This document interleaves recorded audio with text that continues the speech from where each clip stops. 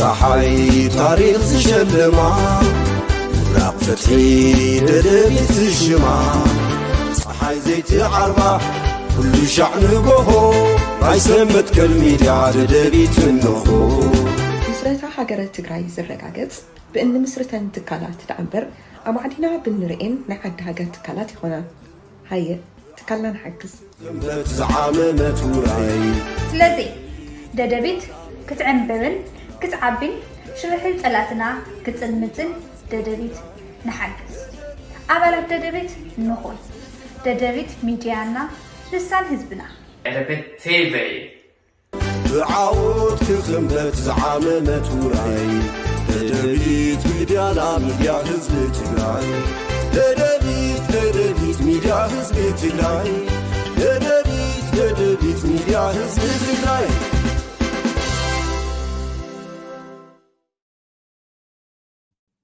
سلام دعنا يا بلاي كبرات بيت سب ددبيت ميديا كمون تخاتاتلتي مدب كباكم نواهم وبزلهم معدي ساعات وقصاصرة سلام كتكون لنا منه ددبيت ميديا بس ساعات ينقربوا مدب كباكم نواهم حيزنا قريبنا لنا سنة تانيحكم مدلواتنا خطكافلو حدمنا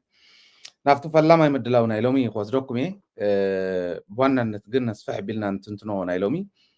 حرقنيا مجلسي بيت مخرج حنة إثيوبيا إيو خون نقرقن بزحات زعباتات حدشتي بزح زي ترعيو أسفح بلنا كم ددبيتون نتنتنوم كنا قربينا مالتي نمجمار زخون قن مغتل بريزيدانت ناي تግራይ من يخون زبل بزحتو እንዳልአኩም لنا وعلكم حديركم دحري ود ورده بريزيدانت ግዜያዊ ምሕዳር ትግራይ ኮይኑ مشامو من يتمغتل كون زبل بزح ملقتنا تقبلنا حديرنا وعلنا هنا مبزحتو سب كم متى توقيس يخم زي زبل انتيلنا منم ጥርጥር የውለን ኣብ ትግራይ ዘሎ ፀገም ክመሓየሽ እንድሕር ኮይኑ ክፍታሕ እንድሕር ኮይኑ حتى تግራይ ክምለስ እንድሕር ኮይኑ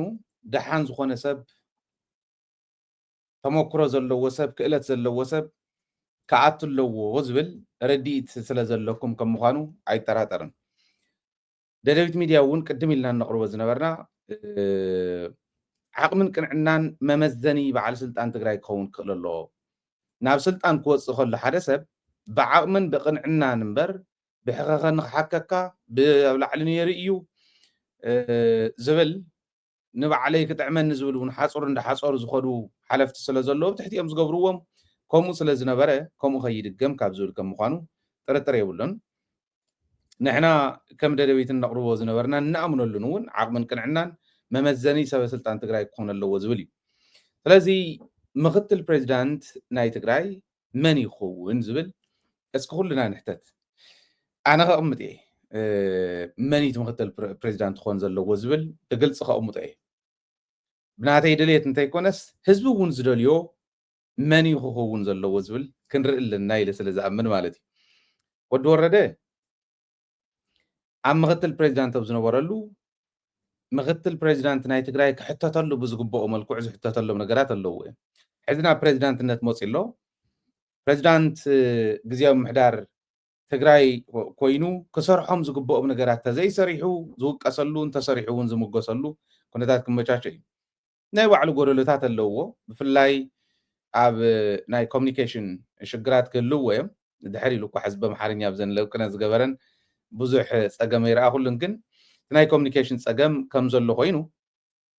ናይ ኮሙኒኬሽን ፀገም ናይ ወዲ ወረደ ግን ክፍትሓሉ ዝኽእለሉ መንገዲ ቀሊል ስለ ዝኾነ ብኡ ክፈትሕዎ ይኽእሉ እዮም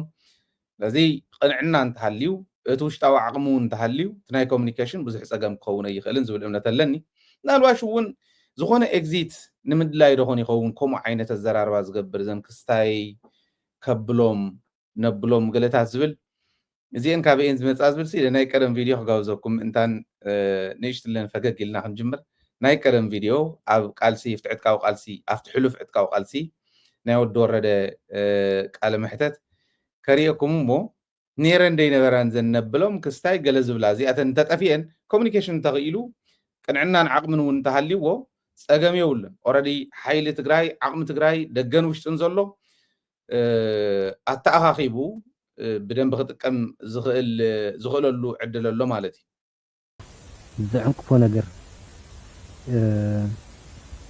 عبي زعنقفو نجر عبي كبال قال زعنقف نجر زي ولي ስለዚህ ኣብቲ መሰረት ወታደራዊ ሳይንስ ጥበብ ብዝግባእ ክንድትክሕዞ ዝኽእል ሒዞ ኣለዎም ክበሃል ይከኣል እዚኣ ሕዚ ክስታይ የላን ከብሎ ነብሎም ገለታት ዝብላ እውን የለዋን ስለዚ ሕዚ ነገራት ጥውይ የቢሉ ኣድበስቢስዎን ክሓልፍ ዝደልየን ይወዲ ወረደ ከብሎም ክስታይ እናበለ ኮነ ዘብለና እምበር ደሓን እዩ ማለት እዩ ተመክሮ ንሪኦ ኣለና ኣብዘናይ እዛ ሽመት ክሽወም ከሎ ክውሃቦ ከሎ ዝገበራ መደረ እውን ክስታይ ምስታይ ነበራን እሞ ብኡ ይቐፅል ኣሎ ክብል ደልየ ንእሽታን ፈገግ እንተበልና ኤኒዌይስ መን እዩ ምክትል ፕሬዚዳንት ክኸውን ዝግብኦ ፀገምና እንታይ እዩ ናይ ትግራይ ፀገም ሕዚ ትግራይ ህዝቢ ትግራይ ዝደልዮ ክለምዕ ዘለዎ ፀገም 360 ዲግሪ ተኸቢቡ ዘለውን ክፍንፃሕ መሬቱ ክምለስ ተመዛበልቱ ክምለሱ ናብ መረበቶም እሞ ድሕሪት እናኸውከውካ ወይ የርክቡና እንዳበልካ እናተፀበኻ እናተታኸስካ እንተይኮነስ ትግራይ ክንድት ትደልዮ ዝኣክል ንቅድሚት ክትከይድ ክከሓስ ዝግብኦ ክከሓስ መንእሰይና ካብ ስደት ተሪፉ ኣብ ዓዱ ኣልሚዑ ዓዱ ክዕቢ ዓዱ ክሕሉ ህዝብና ካብቲ ዘሎ ዓፀቦ ወፂኡ ኣስተሪሑ ዝነብረላ ሰላም ረኺቡ ዝነብረላ ዓዲ ምምስራት እንድያ እዚኣ ንምግባር መሰል ዓርሰ ውሳነ ህዝቢ ትግራይ እውን ንክኽበር ንምግባር እዚኣ ክገብር ዝኽእል ሰብ ከመይ ዝበለ እዩ ተዓቕምን ቅንዕና ነው እዚኣ ትመፅእ ማለት እዩ ዓቕምን ቅንዕናን ዘለዎ ሰብ ክመፅእ ኣለዎ ክንብል ከለና መን እዩ እዚዩ ነዚ ዝምጥን ሕወሓት ዕድል ኣለዋ تعدل طرح تيكونس تو سلطانا ناتا اي حزي 50 بلاس حدا كتقرب ناي قدن سلا زخونه نود ورده اوريدي نسو يخون يلوم بعلى مصديقهم اللو ابي احمد ونصديق الله ناي حواحت توكالي لنا ولا نحسب بزي قدس ايكونن سراويتي حزو يميلو موسينم زلو توم 50 بلاس حدا كتقرب كلا حواحت كن تناسات بريزيدنت تسانت توم مختل كتحزيا كم انا نيرونا ون سلا زي يفلت كلتا مختل بريزيدنت سلاز غورنا تأمرون سلا زي ترخبه صيقوم زخودو ابلاشوم زخودو يمبر لوط زمصو حزب زخحسو خوينم سلا زي ترخبو مختل بريزيدنت كلتا مختل بريزيدنت مغبار عدلا يكون انت حدا صرغو ويلي بقدامايو ايدلن اذا حزب زولا زلهو اندحر تقبلنا ترخيبو حدا انت خوينو مختل بريزيدنت كما يزبل اخوان الله حواحت كم زخون من مطرطري بالليل كاو حواحت كم زخون من مطرطري بالليل كما يزبل سبي كن كون زلو زبل كن بدنبي مستو علي يدلي عاوزي مالتي كما انتايم كبلو زخول حواحت مجمريا بقى صراح فصمت سلازلنا ماخلاي كوميتي يتوكمن ابالات كادرات غلطات يتوكمن كابزوم صراح فصمت كنغبرينا زبل ناي انا ايه زعينتو اتحساسبا انا ازبلص زبل اتحساسبا سلطان كوها وخلب تግራይ ኮም ይዛحس ንሱ ይتصقمنا بعل سلطان تمالي لقاب معكور سر زخدن زنبرنا بسلطان توصي كاب سمايات شعو زودق يزمسلو شعو كاب سمايات زورد ملأك عد خدحن زمص ملأك مسيل يزرع فما يكونن ስለዚህ ኣብ ስራሕ ፈጸምቲ ጥራሕ ተዓኹሊልኩም ትደልዩ እንተሃሊኹም ተጋጊኹም اما اخلاي كوميتي طرح ولا دحنت ورد نبليلكم ما اخلاي كوميتي نحقف لكم كما اخلاي كوميتي طرح تري انتهاليكمون تغاغيكم كاو كادرتات ما اخلاي كادر العلوي كادر قلتات زبحالو ولا تتحتوايون كاو عقم زلوم تمكرو زلوم قلتات لكم كتري انت زيكي لكم كاو حليفكم ون بقعات زلو تغراواي عقم زلو تغراواي قنعنا زلو تغراواي تغراي كساغر زخيل سب كاب حوحات ون وصيهم كاب ناي حوحات ابالات ون وصيهم بناي حوحات كاردي اتيو خسرح زخيل سب كتمرص انت زيكيلكم ون تغاغيهم ابز حسوان تدلينا ناي قدن حوحات كون اللو زبحال يلن حوحات كوتا بغاليون كتكو ادخليا عقم زلو قنعنا زلو نتغراي كساغر زخيل عمت كلو صنع زخونه سب انت هاليو وصاي هالو وشتي هالو عبالي هون يكون بزي قدس دحيرنا እንደገና ተመሊስና ናፍቱ ዝነበርናዮ ናፍቱ ጸላእት ዝደልዩና እንተመሊስና ከይናኣቱ እንተ ተደልዩ እዚኣ ክትገብሩ ኣለኩ ህዝቡ ክፈልጦ ዘለዎ እንተ ፀይቕኩማ ኩለንተን መረዳእታ ስለ ዘለዋና ክነቃልዐኩም ኢና መነመን ኢኹም እንታይ ትገብሩ ነርኩም ዝብል ንስልጣን ዝጎዩ ሰባት ኣለዉ እኒው ብግልፂ ንሪኦ እዚ ኣይተዋፅን ከም ውድብ እከለ يحيش ተመክሮ ኣለዎ عقم ኣለዎ ቅንዕና ኣለዎ ሕዚ ዘድልየኩም ከም ሕወሓት እውን ዘድልየኩም ታውድብ ከይትፈርስ ምሕላው ቀፂሉ ታውድብ እንድሕር ሃልያ ትውዕል ፕሪቶሪያ ስለ ዝቕፅል ማለት ከም ህዝብ ዘድልየና ውዕል ፕሪቶሪያ እውን ክቕፅለልና ተመዛበልትና ክምለሱ መሬትና ክምለስ መሰል ዓርሰ ውሳነና ክኽበር እዩ ኣብዚ ፊርም ዝኾነ መትከል ዘለዎ ፍጹም ዘይሽርሸር መትከል ዘለዎ ሰብ ክምረፅ ይግባእ ሕዚ ስልጣን ተዋሂቦም ንሶም ሸወምትን መውረድትን ስለ ዝኾኑ ከምታ ዝበልክዋ ገይሮም ዝኸዱ እንተኮይኖም ፀገሚ ማለት ስለዚ መን ይኾን ዝኽእል ካብ ህወሓት ይኹን ካብ ደገ ይኹን ካብ ውሽጢ ይኹን መን ይኾን ዝኽእል ዓቕሚ ዘለዎ ተመክሮ ዘለዎ ቅንዕና ዘለዎ ነታ ውድብ እውን ቁልፍልፍ ኣቢሉ ምእተውን ፀላኣይ ምንም ሸላኹ ክገድፈላ ዘይኽእል ክሕግዝ ዝኽእል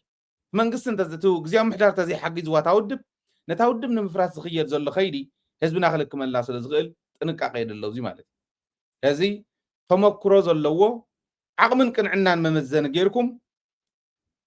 በታ ውድብ ተሸይሙ ኣብ ምክትል ፕሬዚዳንት ኮይኑ መንግስቲ እውን እታ ውድብ እውን ኩሎም ነቲ ህዝቢ ድሒኖም ትውዕል ፕሪቶሪያ ቅፂሎም ፀላእትና ክገብርዎ ዝኽእሉ ነገር ኩሉ ፕሮአክቲቭ ክርእዩ ዝኽእሉ ሰባት እንተኮይኖም ከም ዝበለ ሰብ እንተኮይኑ ብኣግባቡ ክንወፅኦ ንኽእል ኢና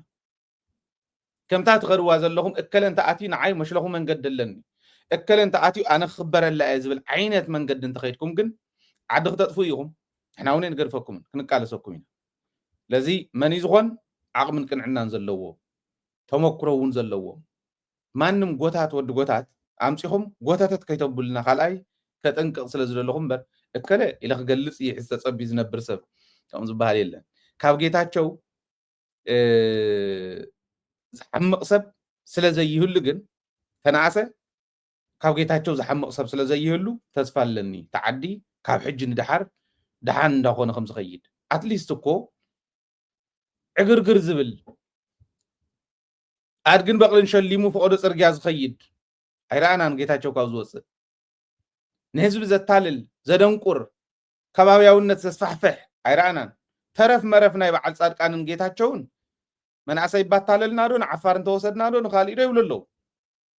እዚኦም ካባና ዝሓልፎ ይኮንን ናብ ሰራዊት እውን ይበፅሑን ክንብትኖም ኢና ሕዚ ክንብትኖም ኢና ንውርደቶም እምበር ፋሕፋሕ ክነብለን ኢና ከምኡ ዝበሃል ቀልዲ የለን ካብዚ ወፃኢ ግን ኣብ ትግራይ ዋላ ብምሉእነት ይፍታሐሎ ተፈትሒ እንተዘይበልና እንተነኣሰ ግን ተስፋ ዘለዎ ኸይዲ ተጀሚሩ ኣሎ ኣብዚ ክጥንቀቕ ዘለዎ ወዲ ወረደ እውን ኣብዚኣ ክጥንቀቕ ዘለዋ ታውድብ እውን ክብል ደልየ እዚ ኢልና ምናልባሽ ናይ ጌታቸው መደረ ንእሽተይ ከስማዓኩም ናፍተን ካልኦት ቅድሚ ምኻድና ንጌታቸውስ ክቐትልዎ ኢሎም ነይሮም እዮም ብጥይት ዘይትደፍእዎ ነበርኩም ኢሎም ተዘራሪቦም እዮም ኢሉ ዝሕሱ ሓደ ፈሽላኽ ሰብ እውን ከሪአኩም እየ ከምዚ ዝበሉ ግዕዘታት ከመይ ክስተኻኸሉ ከም ዘለዎም ኩልና ከም ህዝቢ ክነሓስበሎም እንታን ማለት ራእይዎ እቲ ጌታቸው ንዝራብ ኣባይ ነው ሶ ነፍሱ ይምሓሮ ዜና ኩል ግዜ ሂ wanted to experiment with ideas ዝሓሸ ነገር ሒዙ ክመፅእ ይፍትን ነይሩ ገገሊኦም ተንዘንበውን እውን ይዝክርዎን ኩሉ ኢኳሊ ዝፈልጣ ግን ፀለመላ ዞም ከዳዓት ዞም ጠላማት ዞም ባንዳታት ግን ሕዚ ሪዘርቭ ተገበረት መስለና ዝነበረት ንተወሰነ ግሩፕ ሕን ኩሉ ያለካ so I'm surprised ብኢንተንሲቲው ናዋና ስለዝመፀ ብደንብ ይብርህልካ እዩ so I'm not ዝለ ድንገት ሰርፕራይዝ ኮይነ ወይ ሓድሽ ተፈጠረ ባህሪ ብዝበለ ይኾነ ፋንዳመንታል ዝኾነ ሽግር እዩ TPLF achievement ኣብ ሓሳብ ተመስሪቱ ዝሰርሖም ስራሕቲ achievement ሓሳብ ዘለዎም መራሕቲ ዝነበሩ ሰዓት ኬዚን ፖይንት መለስ ዝነበሩ ሰዓት ሓሳባት ይምፅእ ይከራኸር ኣብቲ ሓሳብ ዙርያ ተዓስል ኣነ እንታይ እየ ዝረአየኒ መስለካ መለስ ምስ ኸደ ሓደ መን ምዃኑ ይዝክርኒ እንታይ ኢልኒ ግእዝ ቅዳሴ ኣቋቋም ድጓ ጾመ ድጓ ኩሉ ዝኽእል ርእሰ ደብሪ ብዙሓት ኣኪዩ እሱ ምስ ሓለፈ ግእዘ ይኽእሉ ቅዳሴ ይኽእሉ ቅንዕና ይብሎም ዲያቆናትን ኣቕሽቲና ኢሎም ቤተ ክርስቲያን ከድሕኑ ዝተኣከቡ እዮም ዝመስሉ ሕዚ ናይ ህወሓት መራሕቲ ኢልኒ ናይ እውን ሓዊሱ ማለት እዩ ሓቂ እዩ ኣብዚ ሓቂ እዩ ሓደ መግለፂኡ ናይ ድኽመት ናይ ህወሓት ጌታቸው ዝበሃል ወዲ ናብ ስልጣን ምምፃእ ሓደ መግለፂ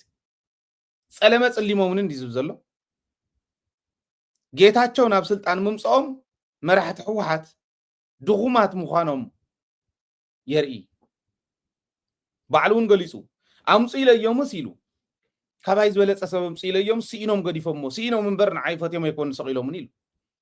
ጌታቸው በዓል ዓቕሚ ተባሂሉ ዝወፀላ ውድብ ድኽምቲ ክትበሃል ናይ ግድን እዩ ክሓስቡ ነይርዎም ከስተውዕሉ ነይርዎም እንተነኣሰ ግን ናይ መለስ ክገልፅ ሰሚዐዮም ሞ እንተነኣሰ መለስ ዝገብሮ ዝነበረ ዋላ ሓድሽ ይግበሩ ተን ዝሰርሐን ዝነበረ ምስራሕ ንምንታይ ኣበዮም ኣፀሊሞም እውን ካብ ምባል ጌታቸው ኣደታት ብፅፍዒት ዘጥፋዕኹ ፀላእቲ ህዝቢ ብደቁ ዘትረፎም ዝሓዞም ብፀልማት ሰዓት 6 ፍርቂ ለይቲ ዝሰደድኩ ምልክት ጀኖሳይድ ከይተርፍ ተልእኾ ፀላእቲ ዝሰራሕኹ ዝትግብር ዝነበርኩ ዓዲ ዝበተንኩ ብኸባቢያውነትን ብካልኢን ዝኸፋፈልኩ ኣብ ታሪክ ትግራይ ተራእዩ ዘይፈልጥ ውርደት ዘረኣኹ ወራዳ መራሒ እየ ካብ ፀለመ እውን ንላዕሊ ካሊእ መተገባእኒ ክብል ነይርዎ ጌታቸው ሰብ እንተኮይኑ ዝሓስብ ሰብ ንመራሒ ይትረፍ እሞ ከም ሰብ ዝሓስብ ሰብ ኣይኮነን ጌታቸው ነታ ዓዲ ጅግና ዓዲ ታሪክ ዓዲ ስልጣነ ዝኾነት ዓዲ ንድሕሪት መሊሱ ከም ሽንቲ ጊመል ዕርዩ ኣማኢት ዓመታት ንድሕሪት ክንመልሶም ኢና ይብሉ ከም ዝነበሩ ፀላእቲ ንድሕሪት ንክንምለስ ዝፅዕር ዝነበረ ሓደ ባምቡላ እዩ ጌታቸው ማለት ፀለመ ኣይኮነን ንጌታቸው ብሕጊ ክሕተት ብሕጊ ክፍረዶ ዝግብኦ ሰብ እዩ ረብሓ ትግራይ ዝህገረ መሬት ትግራይ ዝሸጠ ብህዝቢ ትግራይ ዝቐለደ ብዕሉግ ስዲ ዝኾነ ሰብ እዩ ጌታቸው እዚ ሰብዬ ኢሉ ከምኡ ክብል ከሎ ይገርመኒ ኣፀሊሞምን ይብል ንታደሰስ ኣብ ሽረ ንእከለን እንታ ኮንካ ዘይተወግዶም ንስኻ እንዲኻ ጅግና ገለ ኢሎም ሞስ ፀጥ ኢሉ ምንም ኣይበለን ኣብ ሓደ ከባቢ እንታይ እዮም እዚኦም በርደኸ ተጋሪኦም ኢሎም ገምጊሞምኒ ኣፀሊሞምኒ ኣነማ እንተዝኾንካ ኣስሮ እየ ነይረ ምሒርዎ ግን ኣነ ይኮንኩ ነብቲ ስልጣን የለኹም ብስሩዕ ዘይመለቐቕክዎ ታሪክ ትግራይ ከም ዝበለ ወራዳ ግዜ ነይርዎ ይፈልጥና ኣንቢቦ ይፈልጥና ከም ዝበለ ታሪክ ኣንቢቦ ይፈልጥን ብግልባጡ ከዓ ከም ዝበለ ወራዳ መንገዲ ተኸቲሉ ዝወረደ መራሒ ከዓ ርአ ይፈልጥ ድኹማት ነይሮም እንዲኦም መራሕቲ ከለ ክንብሎም ንኽእል ብናይ ጌታቸው ዓይነት ናይ ውርደት ቁልቁለት ዝወረደ ሰብ ግን የለን ሕዚ ነዚኣ ተጠቂሞም ሓደ ሰብ ጥቕሚ ሰብ ረብሓ ብዝተፈላለየ መልክዑ ክግለፅ ዝኽእል ከምዚ ይብሉ ተራረቡ ባይዘይ ክገልፆ ተሰኪፉ እምበር ንዓይነ ገይሩኒ እዩ ፐርሰናሊ ኣብዚ ክገልፆ ኣነ ዘይትደፍዎ ነርኩም እዩ ተባሂሉ እንዳተዘራረቡ እቶም ትእዛዝ ዝሃውሳት ኣምሊጡ ኣብ አንዲኩም ድፍቕ ተብልዎ ነርኩም ገለ ታመሓዙ እንተዘይተኽኢላስ በቃ ሲኢሉ እንዳረኣኹምዎ እንተ ነይሩስ ኣብኣ ክደፍእዎ ነርኩም ገለ ዝብል ማለት እዩ ቃላቱም ከም ዝተረኣወጡ ብኡ ደረጃ ኣይኖ ጌታቸው ተሰኪፉ ቃላት ዘይተጠቐሞን ሚድያ ግን ዘጋጠመ እሱ እዩ ክብለካ ደልየ ኣብዚ እኒኦ ቆልዓ ሕዚ እንታይ ዝበሃል ካብ ጳጳስ ብላዕሊ ክኾን እየ ዝብሉ ቀሻውሽቲ ዓይነት ከም ዝብልዎ ጌታቸው ከመይ ይበለን ብስልኪ ንምንታይ ምለጠ ኢሎም እሲ ብስልኪ ክዘራረቡ ተሰሚዖም እዩ ጌታቸውስ ተሰኪፉ ገዲፍዎ እዩ ዝብለና ዘሎ ጌታቸው ተሰኪፉ ክገድፍ ግን ካብ ጳጳስ ብላዕሊ ክኸውን እየ ዝብሉ ሰብ ረብሓ ናይ ዝቆልዓ እዚ ክነግረኩም ከምኡ ይብል ኣሎ እዚ ሰብ እዚ ማት ናይ ጌታቸው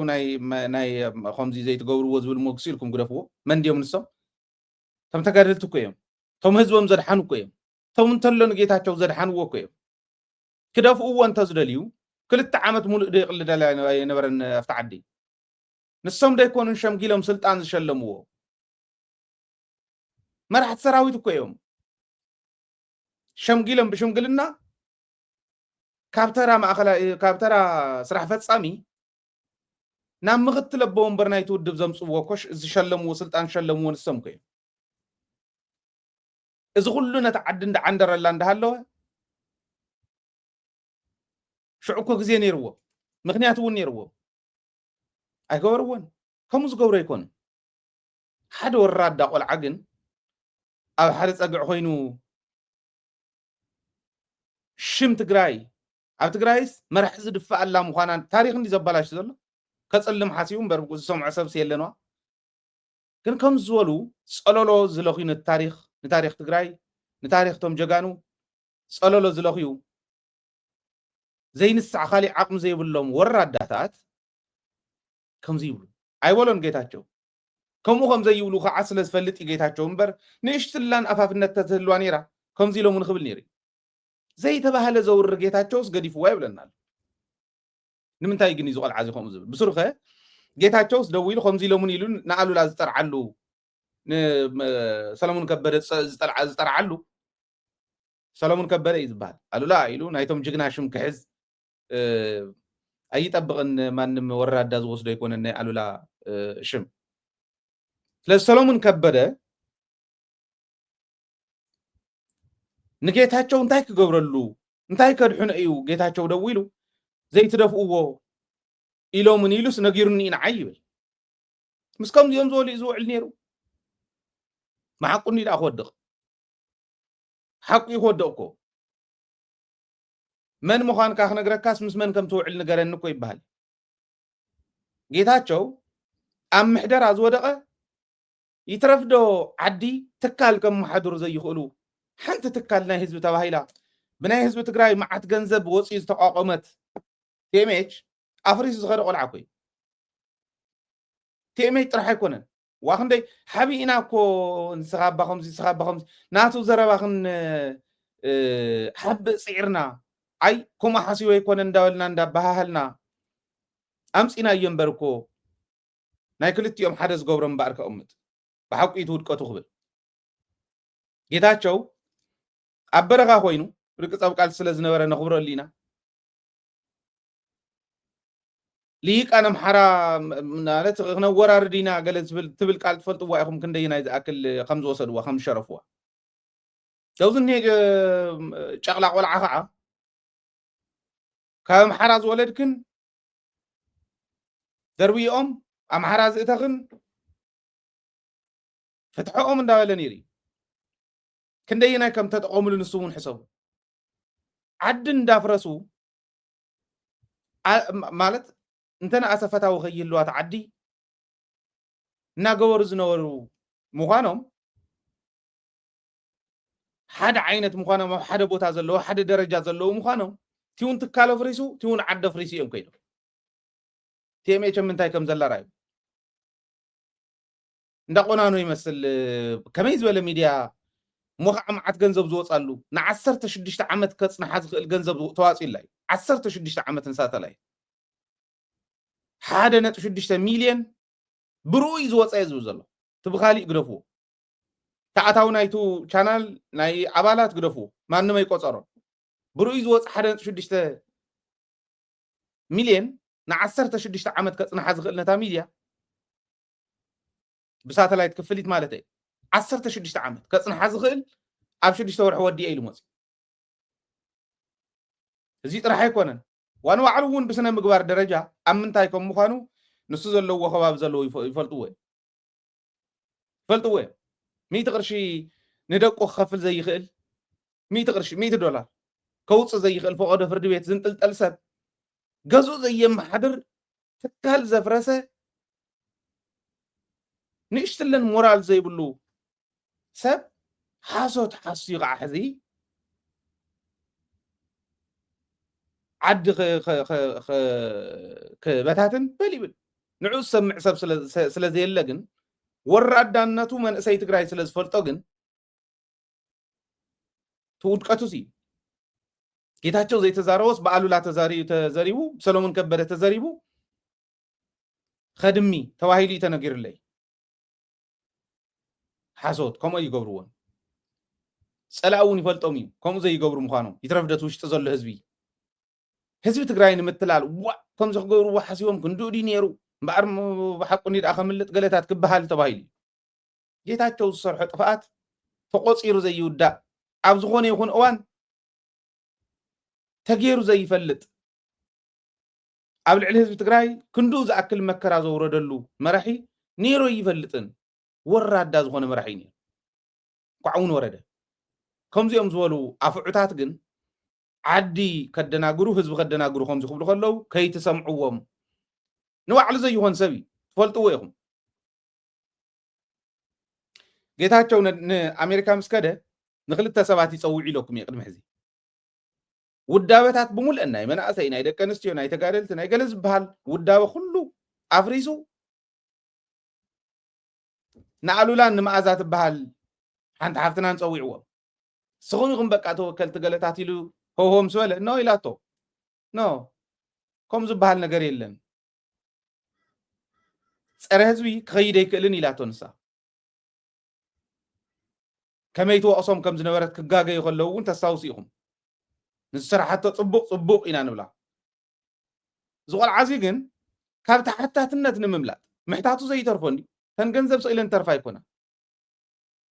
ኩልና ኣዋፂና ኢና ዋላ ሚድያ ከፊትና እንተለና እንተይተረፈ ማለት ኣዋፅ እንዳበልና እውን ዜርና ኢና ተን ገንዘብ ካብ ተሓታትነት ከምልጥ እዩ ነይሩ ተሓሳብ ጌታቸው እንተኮይኑ ኣብ ስልጣን ተፀኒሑ ቁሩትላ እንዳሃሰሰስ ከዓ ዝኸድ ካብ ተሓታትነት ከምልጥ እዩ ነይሩ ሕተትዎ ኣንቱም ተዋፅ ዝነበርኩም ኮሚቴ ዝነበርኩም ሕተቱ ተዘይኮነ ክትሕተት ኢኹም ንባዕሉ ከም ዝበሉ ጉዳት እዮም እኒአውን ኣራኹም እንታይ እዩ ዝብል ዘሎ ሕዚ ክቐትልዎ ኢሎም ነይሮም ከለ ዝበሃልስ ክቐትልዎ ኢሎም ነይሮም ኢልካ ሓሶት ሓሲኻስ ነንባዕሉ ህዝቢ ክትጋጩ ትምኩር መኸምኡ ዝበሉ ኮይኖም ኣብኡ ደይነበረ እንተኸጅሩ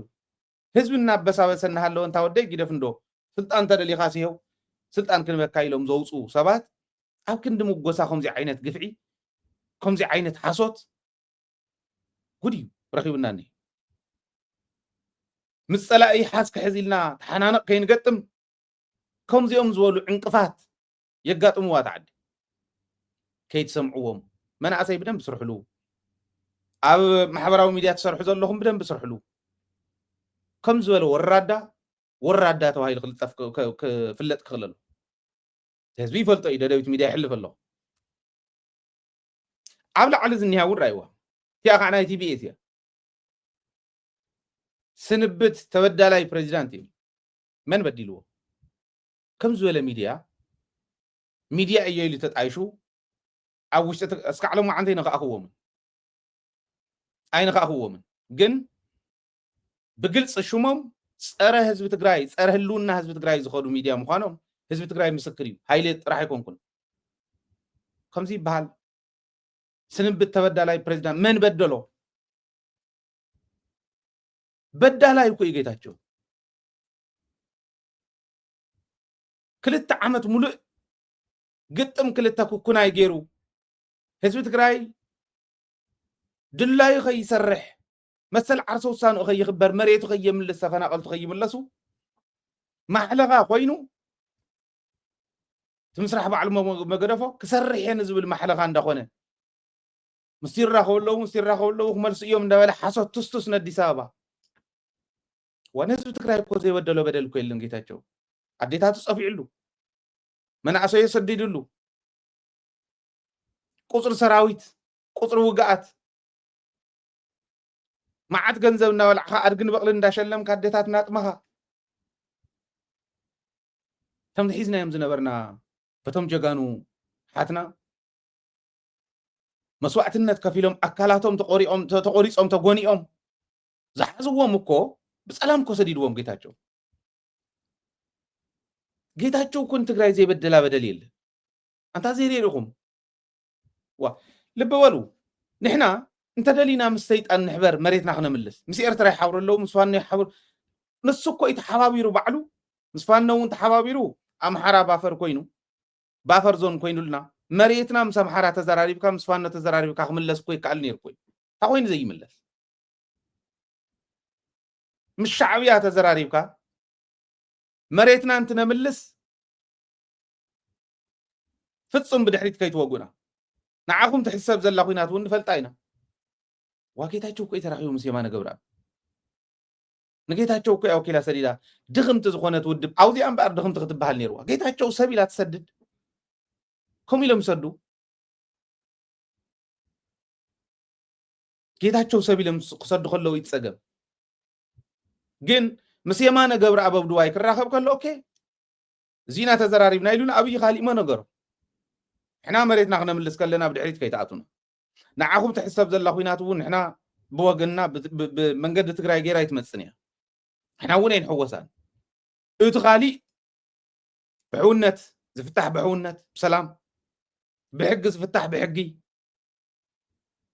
ካሊእ እምብልና እንተኢልኩም ከዓ ክንረዳዳእሉ ብንኽእል ክንረዳዳእ ንኽእል ኢና ኣብዚኣ ግን ክንረዳዳእ ኣለና ንሕዚ ኢሉ እውን ክረዳዳእ ነይሩ ዋላ እቲ ካሊእ ዲተይል ይኸይዶ ምስ ኤርትራ ብርግፀኝነት ሰብ እንተዝኣቶ ጀጋኑ እንተዝኣትዎ ኣብውን እኮ ጀጋኑ ኣለዉ እዮም ኣብውን ጀጋኑ ኣለዉ ትክክል እዩ ሻዕብያ ከምቲ ናይ ሕወሓት ዕንክሊል እያ ኣብ ኤርትራ ዕንክሊል እያ ሻዕብያ ካብዚኦም ወፃእ ዝኾነ ወይ ካብ ክልቲኦም ውሽጢ እውን ኮይኑ ንክልቲአን ከራኽብ ዝኽእል ናይ ለባም ክፃወት ዝኽእል ነቲ ህዝቢ ከድሕን ዝኽእል ንክልቲኡ ህዝቢ ከድሕን ዝኽእል ነቲ ጀኖሳይድ ዝበፅሖ ህዝቢ ከዓ ጀኖሳይድ ከም ዝበፅሖ ዓለም ከም ትፈልጠሉ ናፅነቱ ክእውጅ እሞ ድሕሪኡ ናፅነት እንተኣውጁ ተደልየን ኮንፌደሬት ይግበራ ተደልየን ንባዕል እንዳተሓላለዋ ይንበራ ግን ሰላም ልምዓት ክመፀሉ ብዝኽእል መንገዲ ክወስዱ ዝኽእሉ መራሕቲ ክህልውዎን ብትግርኛ ዘውግዑ መራሕቲ ክህልውዎን ብቋንቋኦም ብባህሎም ዝራኸቡ መራሕቲ ክህልውዎን ምግባር ይከኣል ዋይና ንሕና ኮይና ደሚና ተጋሩ ክእለ ዝኽእል ነይሩ እዚ ኩሉ ዕድል 2 ዓመት ሙሉእ ንድሕሪት ክትከይድ ተዓድነ ንባዕሉ ክባላዕ ህዝቢ መኩሪ እዩ ብከባቢ ፈልይዎ ሰሚዕኹምማ ትፈልጡ ኣነ ብዕድመይ ሰሚዐ ኣይፈልጥን ከም ዝበለ እንደርታ ሽረ ማይጨው ግዛዕና በልካ ከምኡ ሰሚዐ ኣይፈልጥን ሓቢርና ተማሂርና ተምሃሮ ኮይንና ብዩኒቨርሲቲ ናይ ተጋሩ ውዳበታት ነይሮምና ኣነ ባዕለይ ካብ ዝተሳተፍ ኩሉ ካብ ዝመስረትክውን ክለባት ነይረን ናይ ተጋሩ ናይ ትግርኛ ስነ ጽሑፍን ባህልን ስነ ጽሑፍን ትግርኛ ዝበሃል ኩሉ ትግራዋይ ነይሩ ባህልና ነርኢ ሓድነትና ስሙር ነይሩ መፂና እውን ራያ በተሓደ ጫፍ ይኹን በተሓደ ብኻሊእ ብታሕቲ ብምዕራብ ይኹን ኣብ ኩሉ ከባቢ ትግራይ ልምዓት ክመፅእ ኩልና ፅዒርና ኮይና ኣነ እኮ ሃይለ ወዲ ራያ ስለ ዝኾንኩ ይኮንኩን ናይ ራያ ፀገም ክሰምዕ ከለኹ ብእዝነይ ብገንዘበይ ከይደ ኣፅኒዐ ህዝቢ ማይ ክረክብ ዓፅየን ዝነበራ ንክኽፈታ መፅናዕታዊ ፅሑፍ ኣቕሪበ ናይ ምርምር ፅሑፍ ፐብሊሽ ዝኾነ ብናተይ ናይ ሪሰርች ፕሮፋይል ኣትኹም ራእዩ ክሰርሕ ከለኹ እኮ ኣብቲ ሓደ ጫፍ ተወሊደ ኣለኹ ኢለ ይኮነ ትግራይ ስለ ዝኾነት በቲንዋ ብኸባቢ ዝኸደ ሰብ ግን ስንብት ተበዳላይ ፕሬዚዳንት እዚ ጥራሕ ኣይኮነን በደሎም ብዙሕ ኢና ይዞም ሚድያ እዚኦም በደሎም ብዙሕ እዩ ግን ፅባሕ ንጎ ካሊእ ኮይኑ እንዳሃለወ መይሶም ገፆም ቀይሮም ካሊእ ኮይኖም ክመፁ እዮም እቲ መስርሕ ናይ ምሕደራ ናይ ትግራይ ስለ ዝፈቅደሎ ቀለም እንዳተቐባእኻ መልክዕኻ እንዳቀየርካ ንክተኣቱ ክትወፅእ ስለ ዝፈቅድ ባንዳ ናይ ትማል እንተዝተሓዝ ነይሩ ባንዳ ሎም ኣይፍጠር ኣይፍጠርን ባንዳታት ናይ ደርጊ ግዜ 20 ገለን ዓመት ዝበሃል 27 ዝብልዎ በቃ ንሳቶም ሓለፍቲ ኮይኖም ፀኒሖም ባንዳ ኮይንካ ምፅናሕ ገንዘብ ስለ ዘረክብ ባንዳ ኮይንካ ምፅናሕ ክትመሃር ክትለምዕ ክትብል ንበይንኻ ንግልኻ ካብ ህዝቢ ወፃኢ ተቃላሳይ ኣብ ጽርግያ ይድርበ እቲ ባንዳ ዝነበረ በላዕ ኮይኑ ወራሪ ኮይኑ ሃፍታም ኮይኑ ይጸንሕ ሕሪ ሰላም ክፍጠር ከሎ በቶም ጀጋን ምስ ተፈጠረ ትጅግና ይልምን ትኸዓ ተኻባይ እንተ ተኺቡ ንሱ ኮይኑ ስለ ዝጸንሕ ናይ ትግራይ ከይዱ እኮ እዩ ባንዳ ዝፍጠር ዘሎ ሕዙ ባንዳ እዩ ህዝቢ ትግራይ ከምኡ ገይሩ ይኽርዮ ዘሎ ክሪኦ ጥራሕ እንተይኮነ ብስሩ እውን ክሰርሓሉ ክእል ኣሎ ከምዚኦም ዝበሉ ትኹላታት ዝወረሮ ገንዘብ ናይ ህዝቢ ገንዘብ እያ ከምልእ ተባሂሉ ጌታቸው ክምለሰሉ ህዝቢ ትግራይ ክበታተን ኣብ ምብትታን እንተሃሊና ባንዳ ስለ ዘይተሓዝ ሸሊኹ ከምልእ ስለ ዝኽእል ነዚ እኮ እዮም ዝሰርሑ እንታይ ማለት እዩ ህዝቢ ይፍለጦ ይቃለሶ እውን ዝብል ከቕምጥ ስለ ዝደለኹ እዩ እቱ ኣብና ኣለና ናይ ኤርትራ ንኽእየ ስለ ዝነበርኩ እዚኣ እውን ከቕርበልኩም ካልኦት ናፍቶም ካልኦት መረዳእታታትና ቅድሚ ምሕላፍና ኤርትራውያን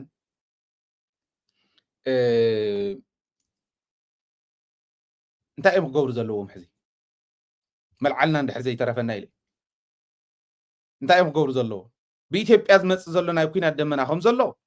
ርዱእ እዩ ንሪኦ እውን ኣለና ብዓይንና ከም ሚድያ መረዳእታት ደይሊ ንረኽቦም መረዳእታታት እዚኦም እዩ ክመፀኩም እዩ ምንም ጥርጥር ይብሉ እንታይ ኢኹም ክትገብሩ ዘለኩም ንሕና ሓደ ግዜ ስለ ኤርትራ ክቕርብ ከለኹ ያው ተናደደ መንእሰይ ኢለ ዝሓስቦ ፀገም የብሉን ካባና ንላዕሊ ዝቆሰለ እውን የለን ሓቢርና ኢና ቆሲልና ኣሎ ህዝብና ተጨፍጭፍ እዩ ናይ ሻዕብያ ጉድ ተዘሪቡ ዘይውዳእ እዩ ነይሩ እዩ ሕጂ እውን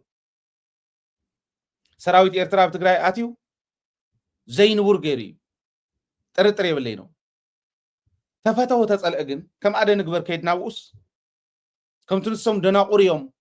ኣብ ልዕሊ ህዝቦም ትግርኛ እኮ ይዛረብ ዘሎ ኤርትራ ብትግርኛ እዮም ክሰምዑኒ ኣብ ኤርትራ ይስማዕ እዚ ሚድያ እዚ ኤርትራውያን ነታ ኣነ ዝዛረቦ ዘለኹ ብደንብ ገይሮም ዝርድእዎ ሓደ ቋንቋና ሓደ ባህልና ሓደ ታሪክና ስለ ዝኾነ ስለዚ ጨፍጭፎምና እዮም መላፍንቲ ጸላእትና ኮይኖም መላፍንቲ ታሪካውያን ጸላእት ህዝቢ ትግራይ ኮይኖም መጽኦም ጨፍጭፎምና እዮም ሞንሕና ወንዑ ጨፋጭፉ ንደይብለና ኣሎ ኣብይ ኣሕመድ ሰለስተ ዓይነት ሕቶ እኮ ኣቕሪቡ ኮይ እዚአን ኣቕሪብና ኢና ንኤርትራውያን ብደንብ ክርድእዎን መጀመርያ ሰራዊትኩም ብደንብ ይሓግዘኒ ኤርትራ ንውቃዕ ባሕሪ ክንረክብ ኢና ዓሰብ እንተተረኺቡ እኮ መቐለ ኣትጥቀም ትግራይ ኣትጥቀም መንዶ ዘይተባህለ ነገር የለን ኖ ንሕና ንሶም ብድንቁርንኦም ዝሰርሕዎ ኣይንሰርሖን ዋላ ብረት ኣልዒልና ህዝቢ ከምቲ ንሶም ዝቐተልዎ ዝጨፍጨፍዎ ህዝቢ ኤርትራ ክንጭፍጭፍ እንተዘይከኣልና ኮላተራል ዝበሃል ኩናት ስዒቡ ዝመፅእ ዳሜጅ ኣሎ ህዝቢ ክፈናቐል እዩ እዚ ክበፅሖ ኣባና ዝበፅሐ መከራ ልዕሊ ህዝቢ ኤርትራ ክበፅሕ ይንደለን ብሰላም ክንምኩሮ ኢና ብሰላም ዝመፅእ ብሰላም ብሕጊ ዝመፅእ ብሕጊ ብሓይሊ ዝመፅእ ከዓ ብሓይሊ ክነምፆ ኢና ብናይ ባዕልና ህዝብና ሓሊና እዚኣ እንዲኦም ኢሎም እዚኣ ኢሎሞ ኦኬ እዚ እንታይ ኢልኩም እምበኣር ድሓን ግደፍዎ ንሱ መራሕቲ ጥራሓውኒ መራሕቲ እንተረኺበ መራሕቲ ሰራዊት እንተረኺበ መልክዓ ምድሪ ናይ ኤርትራ ዝፈልጥዎ እንተረኺበ 10 ሚልዮን ውሕጅ ክሰደሎም ምኽእል እየ ስለዚ ዋይፕ ኣውት ንግበራ ንኤርትራ እዩ ነይሩ ከምኡ ኢሉ እምብልና ኢሎሞ እዚ ዳ እሞ ዘሰይም እንዲኻ ትዛረብ ዘለኻ እዚዩ ንሕና ይንውዕሎን ለባማት ስለ ዝኾኑ እዩ ለባማት እዮም መራሕቲ ሰራዊት ትግራይ ለባማት እዮም መራሕቲ ፖለቲካ ትግራይ ቶም ልቢ ዘለዎም እየ ዝብል ዘለኹ ትዕኑድ ንስልጣን ዝኣተወ ይኮነ እዚ ኢሎም ሻዕብያ እዚ ሕዚ ማለት ኣድኒቖም ሞደን እዚ ተንኣሰኩ ከም ሃገር ስእልካ ካብ ትጀሃር እዚታት ክተድንቕ ክትክእል ኣለካ ከም መንግስቲ ታንኪዩ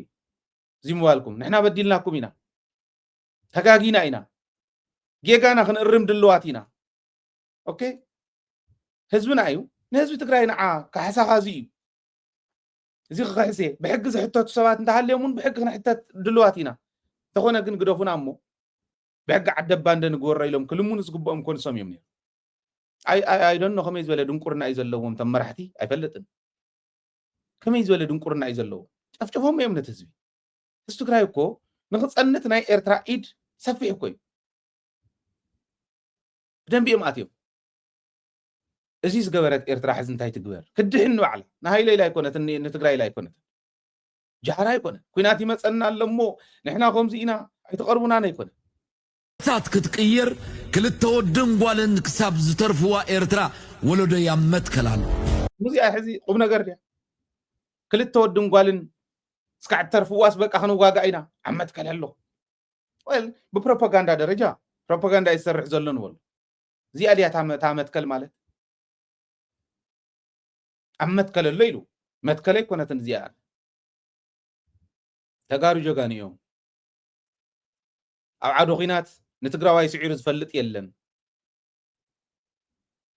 ካሊእ ተሪፉስ ተማሓቶም ተምቃሎም ዝኾኑ ተጋሩ መፅኦም እውን ኣፍታ መሬት ትግራይ ኣፍታ መሬት ጽላተ ሙሴ ተብሕታዊት ወናኒት ጽላተ ሙሴ ዓዲ መፂኻ ክትስዕረይ ከኣልካን ጭሩ ደጉ ኢልሃ ዲሙ እንዲ ሻዕብያስ ጀጋኑ የብሎምን ኣይኮነን ዝብል ዘሎ ተጋሩ እንዲዮም እዚ ግን ፕሮፓጋንዳ ኣይኮነን ከምኡ ኣይኮነን ከምኡ ኣይኮነን ከም መንግስቲ ክሰርሖ ዝግብኦ እንታይ እዩ ክትመፂኹም ክንወቕዓኩም ኢና ኣይኮነን ትሕዝብሎ ዘሎ ኣይኮነን ሓደ ሰብ ክልተ ሰብ እስካዕ ዝሰርፍ ክንዋጋእ ኢና ኢልካስ ጃህር ኣሎ እዚ ኣይኮነን እንታይ ኮንካታ እዚኣ ዘምፀታ ሃገር እዚ ዘምፀኣ ሃገር ብማንም ወረበላ ብዕዳጋ ክትወርድ ጻድቃን እቶና የኣይ ተንታን ፖለቲካ ኮይኑስ ኤርትራ ምስ ኢትዮጵያ ኩናት መኽፋታ ይተርፍን እዩ ጂኦግራፍ ዝቕይር ኩናት ክህሉ እዩ ኢሉ ክጥንቁል ኣብዚ ንዓይ ሓንቲ ነገር ትገርመንላ ኢትዮጵያ ንኤርትራ ኩናት ትኸፍት ዶ ትኸውን ዝብል ሕቶ የስሕቐን ቀይርዎ ባ ኤርትራ ንኢትዮጵያ ብሂወታ ተሓድጋ ዶ ትኸውን ዝብል ይኸውን ዘለዎ ትሕቶ ሪኦም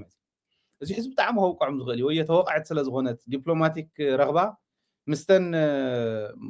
ናይ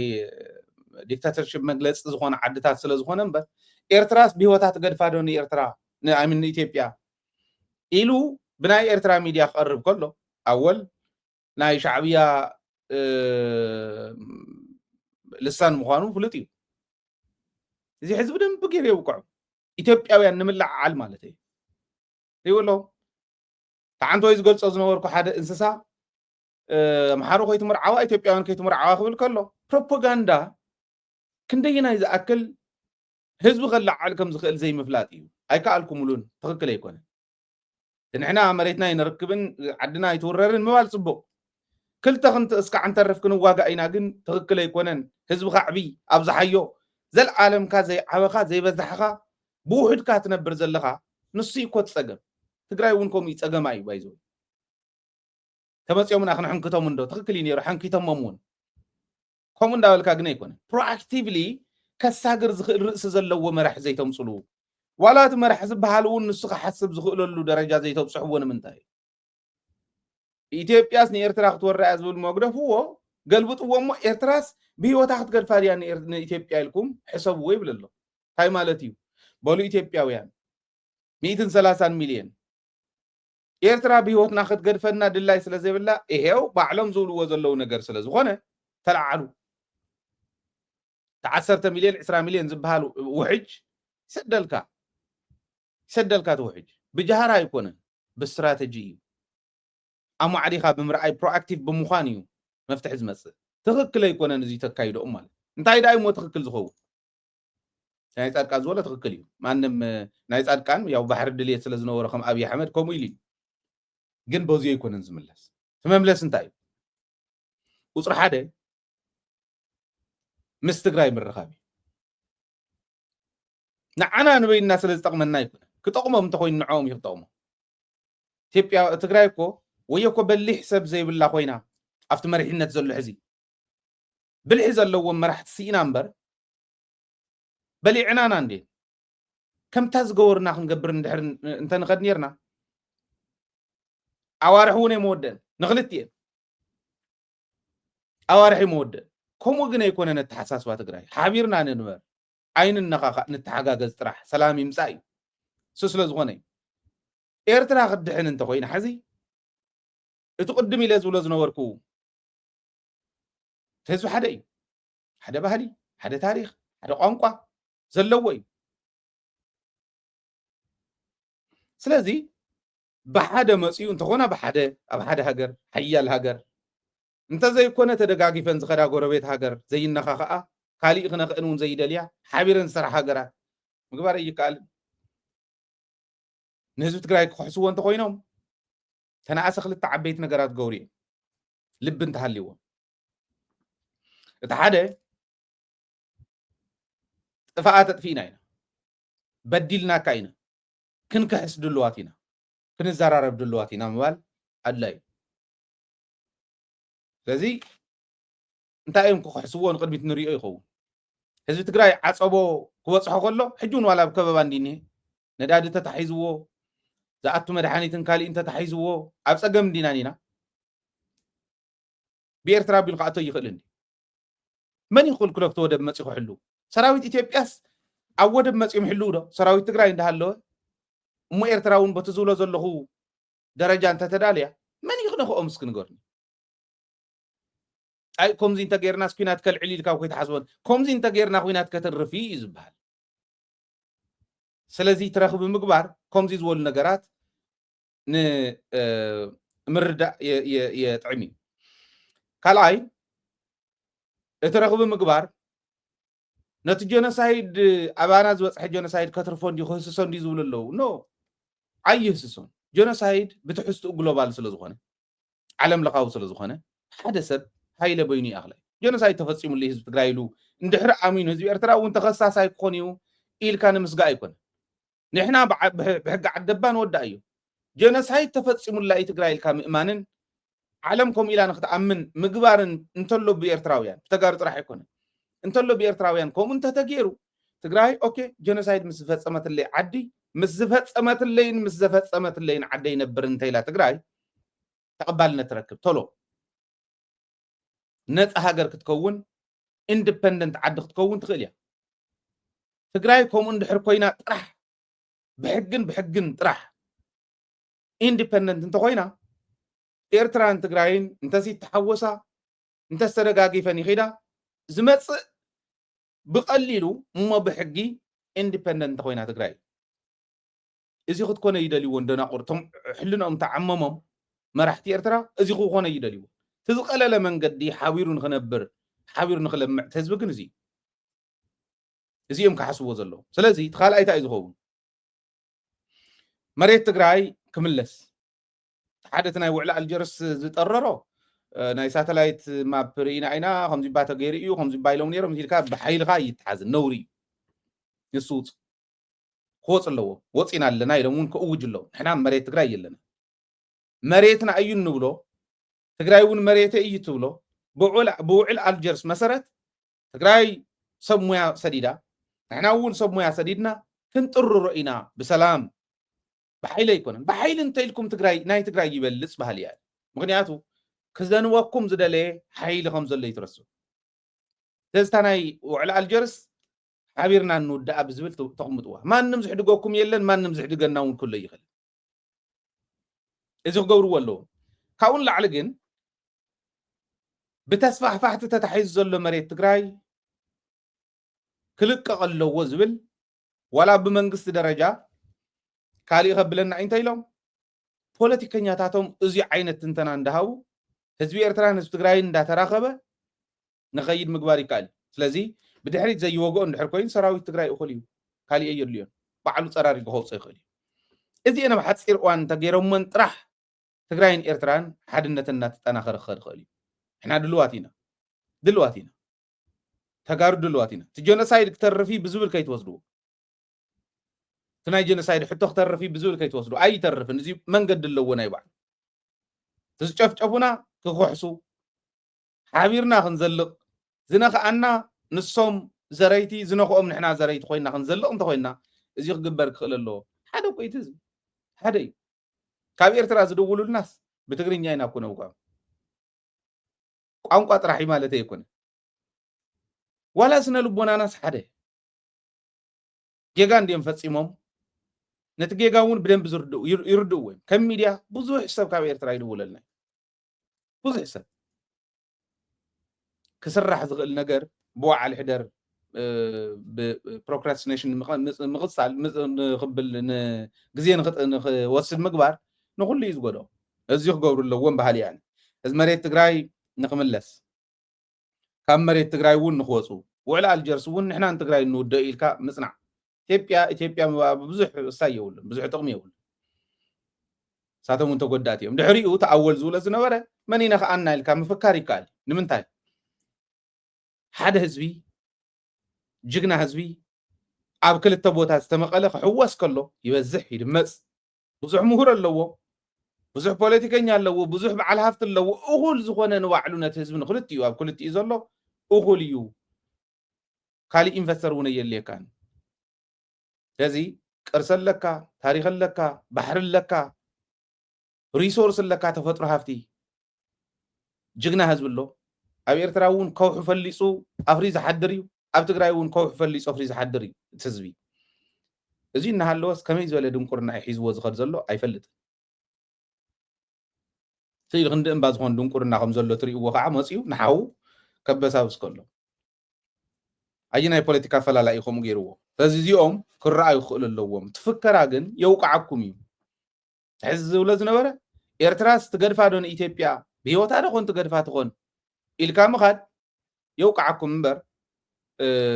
زحاشة قمنا قر زمس أيكونن كتعقو سليز قباء مغري زيان دياتا نايفسوم كينغدم the kingdom of Aksum تبها ولدنا تم جغانو كندينا إذا أكل سفح بودا كنك عرب حاون زفلتو ربحا بحر زفلتو أوكي ربحا international relations زفلتو سلازنورو نتبحر قمي غيرم حيزم مخم زلو رأي تاكسمايت كينغدم تم دونا قر بحر زولو زلو حزي نزب بحر زي كون دا قرممو كم هنزا قرمي ممزي شطو بمولاتا أني هذا ريهمو سكعيمن كيدوم زم حضر زنورو نقصات زنورو وعدي فلتات ناي بحري تطقم ناي بحري كندي ناي زأكل كم زنبر رأيو كينغدم ون كندو زأكل كعبي بعالم درجة كافتن تعم سترونغ زبهال 4 كينغدمز هادو خوينو the kingdom of Aksum كفلت زغورو وتفلتاتهم ترديتهم رأيو in the old times ون مالدي دحان زبهال ناب زمناونا تتصقع زنبر من إليك جن ጫማ ዝገበረን ሰረዘ ጫማ ዘይገበረን ሰረዘ ዘይገበረን በዙ ኣብጣሻነ ብግዛዕነሎ ንዑኸ ግብር ይይሉ ባሕር እንዳቆርሞ መዝህብ ዝነበረ ሰባቲና ኢሎም እዚሁ ክዛረቡ ከለው ይገርመኒ እያ ምስ ትግራይ ክወዳደሩ ዝኽእሉ ኣይኮነን ታቶም ኮሎም ግን ሰሪሓትሎም እያ እዚ ከዓ ክንኩሕዶ የብልና ትግራይ እኮ ክልተ መቂሎም ኣጨፋጭፎም እስካዕ ሕዚ እውን ንሕና ኤርትራውያን ዲና ኢሉ ቦትዩ እቲ እውን ንሕና ተጋሩ ዲና ኢትዮጵያውያን እዩ ነይሩ تواهيلو ننو على الخطافة غيرهم أي بزحن رأيوه بتاريخ زوير تراونا يبزحن تيونا يبزحن زو حدو أما عدي زرقي مرح زي ولب مخاني يزي خاصة اللي يزقباء قول لي ناي من الباشا قلنا هلنا إثيوبيا فتصو من الدحري زي تملس مخانا ليه تملس مخانا نير تراخ تورا مخانا نتقرأ يوون شولا كنت رخيبا خطأت فأت خل مخانا تو مجلس ناي بيراو دحنة ناي إثيوبيا ناي بيت مغربي بيراو دحنة ناي إثيوبيا يم ملاخد أبزيو ندايم زولو بحيل زأمن دحرات اللو إثيوبيا مسوس أون زراخبو أوص أزلو مسوس أن نتراخو أوش أزلو خمسة موس أزلو نتراخو دبلوماسي ناخدو إقتصادي ناخدو سلام ناخذر قصر حسابات اليوم مزرر من مردان أيدليون من قصة إثيوبيا جن يدلي إيبل زيريهم كابت تقرأ يكوز يمهر كل يوم أم حران اعتراض أنت تهايلمس كم ناي تقرأ كم بعل جت هاتشو زوله بامبولا كم بعل صاد كان زوله قرديد إتيوم عد خبص أوصلهم كم زخولو اندافلتو نعول مساخم كن رادا رأينا يول نبلنا كويلمو يتمنقسينا ندلي بيتمنقس تلقى يا نايم حرام جنسو بيتمنقس لزدلو يطرح يكونن بتودي مردد عيلو بريتوريا زأكل كيدنا تردادينا مسينا ون كما يبسا بساقم زلن تقراي رايو ياو ناي بعلنا سنفنا ولا انتخونه መረድዳ ኣይደልዩን ግን ይብል ምዝራብ ኣይደልዩን ግን ይብል ሴራ ወጥመድ ዝርፊያ ጭከና እና ህገወጥ ስራዎች እዚኦም እዮም ዝሰርሑ ብሓይሊ እዮም ከዓ ክትግብርዎም ዝደልዩ ይብል ናይ ባዕሉ ባህር እንዲ ዝነግረና ዘሎ እዚ ዝነግረና ዘሎ ተሓባቢሮም ንጥፍኣት እውን ይሰርሑ ኣለዉ ይመኽሩ ኣለዉ ይብል ብምልኦም ኩሉ ከባቢ ዘለዉ ዕጡቃት ተሓባቢሮም ኢትዮጵያ ንምጥፋእ ንምፍራስ ይሰርሑ ኣለዉ ይብል መላዓሊ ነዚ እየት ናይ ኣወል እውን መላዓሊ እዩ ዝውስኸሎም እምበር ኣፈራሪሑ ከትርፎም እዩ ኢሉ ሓሲቡ እንዲ ተዛሪብዎ ዝኮን ህዝቢ ንምልዓል ግን ይኮኖም ይሕግዞም ኣሎ ከምኡ ይኮነን ክኾን ዝግብኦ ካብ ሓላፍነት ዝተኣለዩ ዝተኮረፉ ፖለቲከኛታት ይጥቀሙ ኣብ ቤተ እምነት እውን ተንኮል ይሰርሑ ኣብ ወፃእ ኮይኖም ምስ ናይ ወፃእ ሓይልታት እናተራኸቡ ኣብ ወፃእ ኮይኖም ብሚድያታት እናፍረሱ ዓዲ እናፍረሱ እዚታት እናገበሩ ይሰርሑ ይብል ትድንቁርንኦም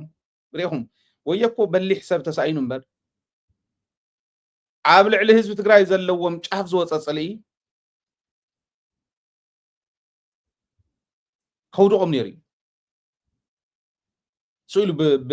ብናይ ፕሮፓጋንዳ ስራሕ ንኣብነት ሓቢርና ይስራሕና ኣሎ እምበር እንታይ ጌርና እዮም ዳኣ ድሕርና እንዳተኸተሉ እንደደቢት ይዕፁና ነይሮም መሲልኩም 12 ቻናል እኳ ዕፅዮምና 12 ቻናል እንዳተኸተሉ ደድሕርና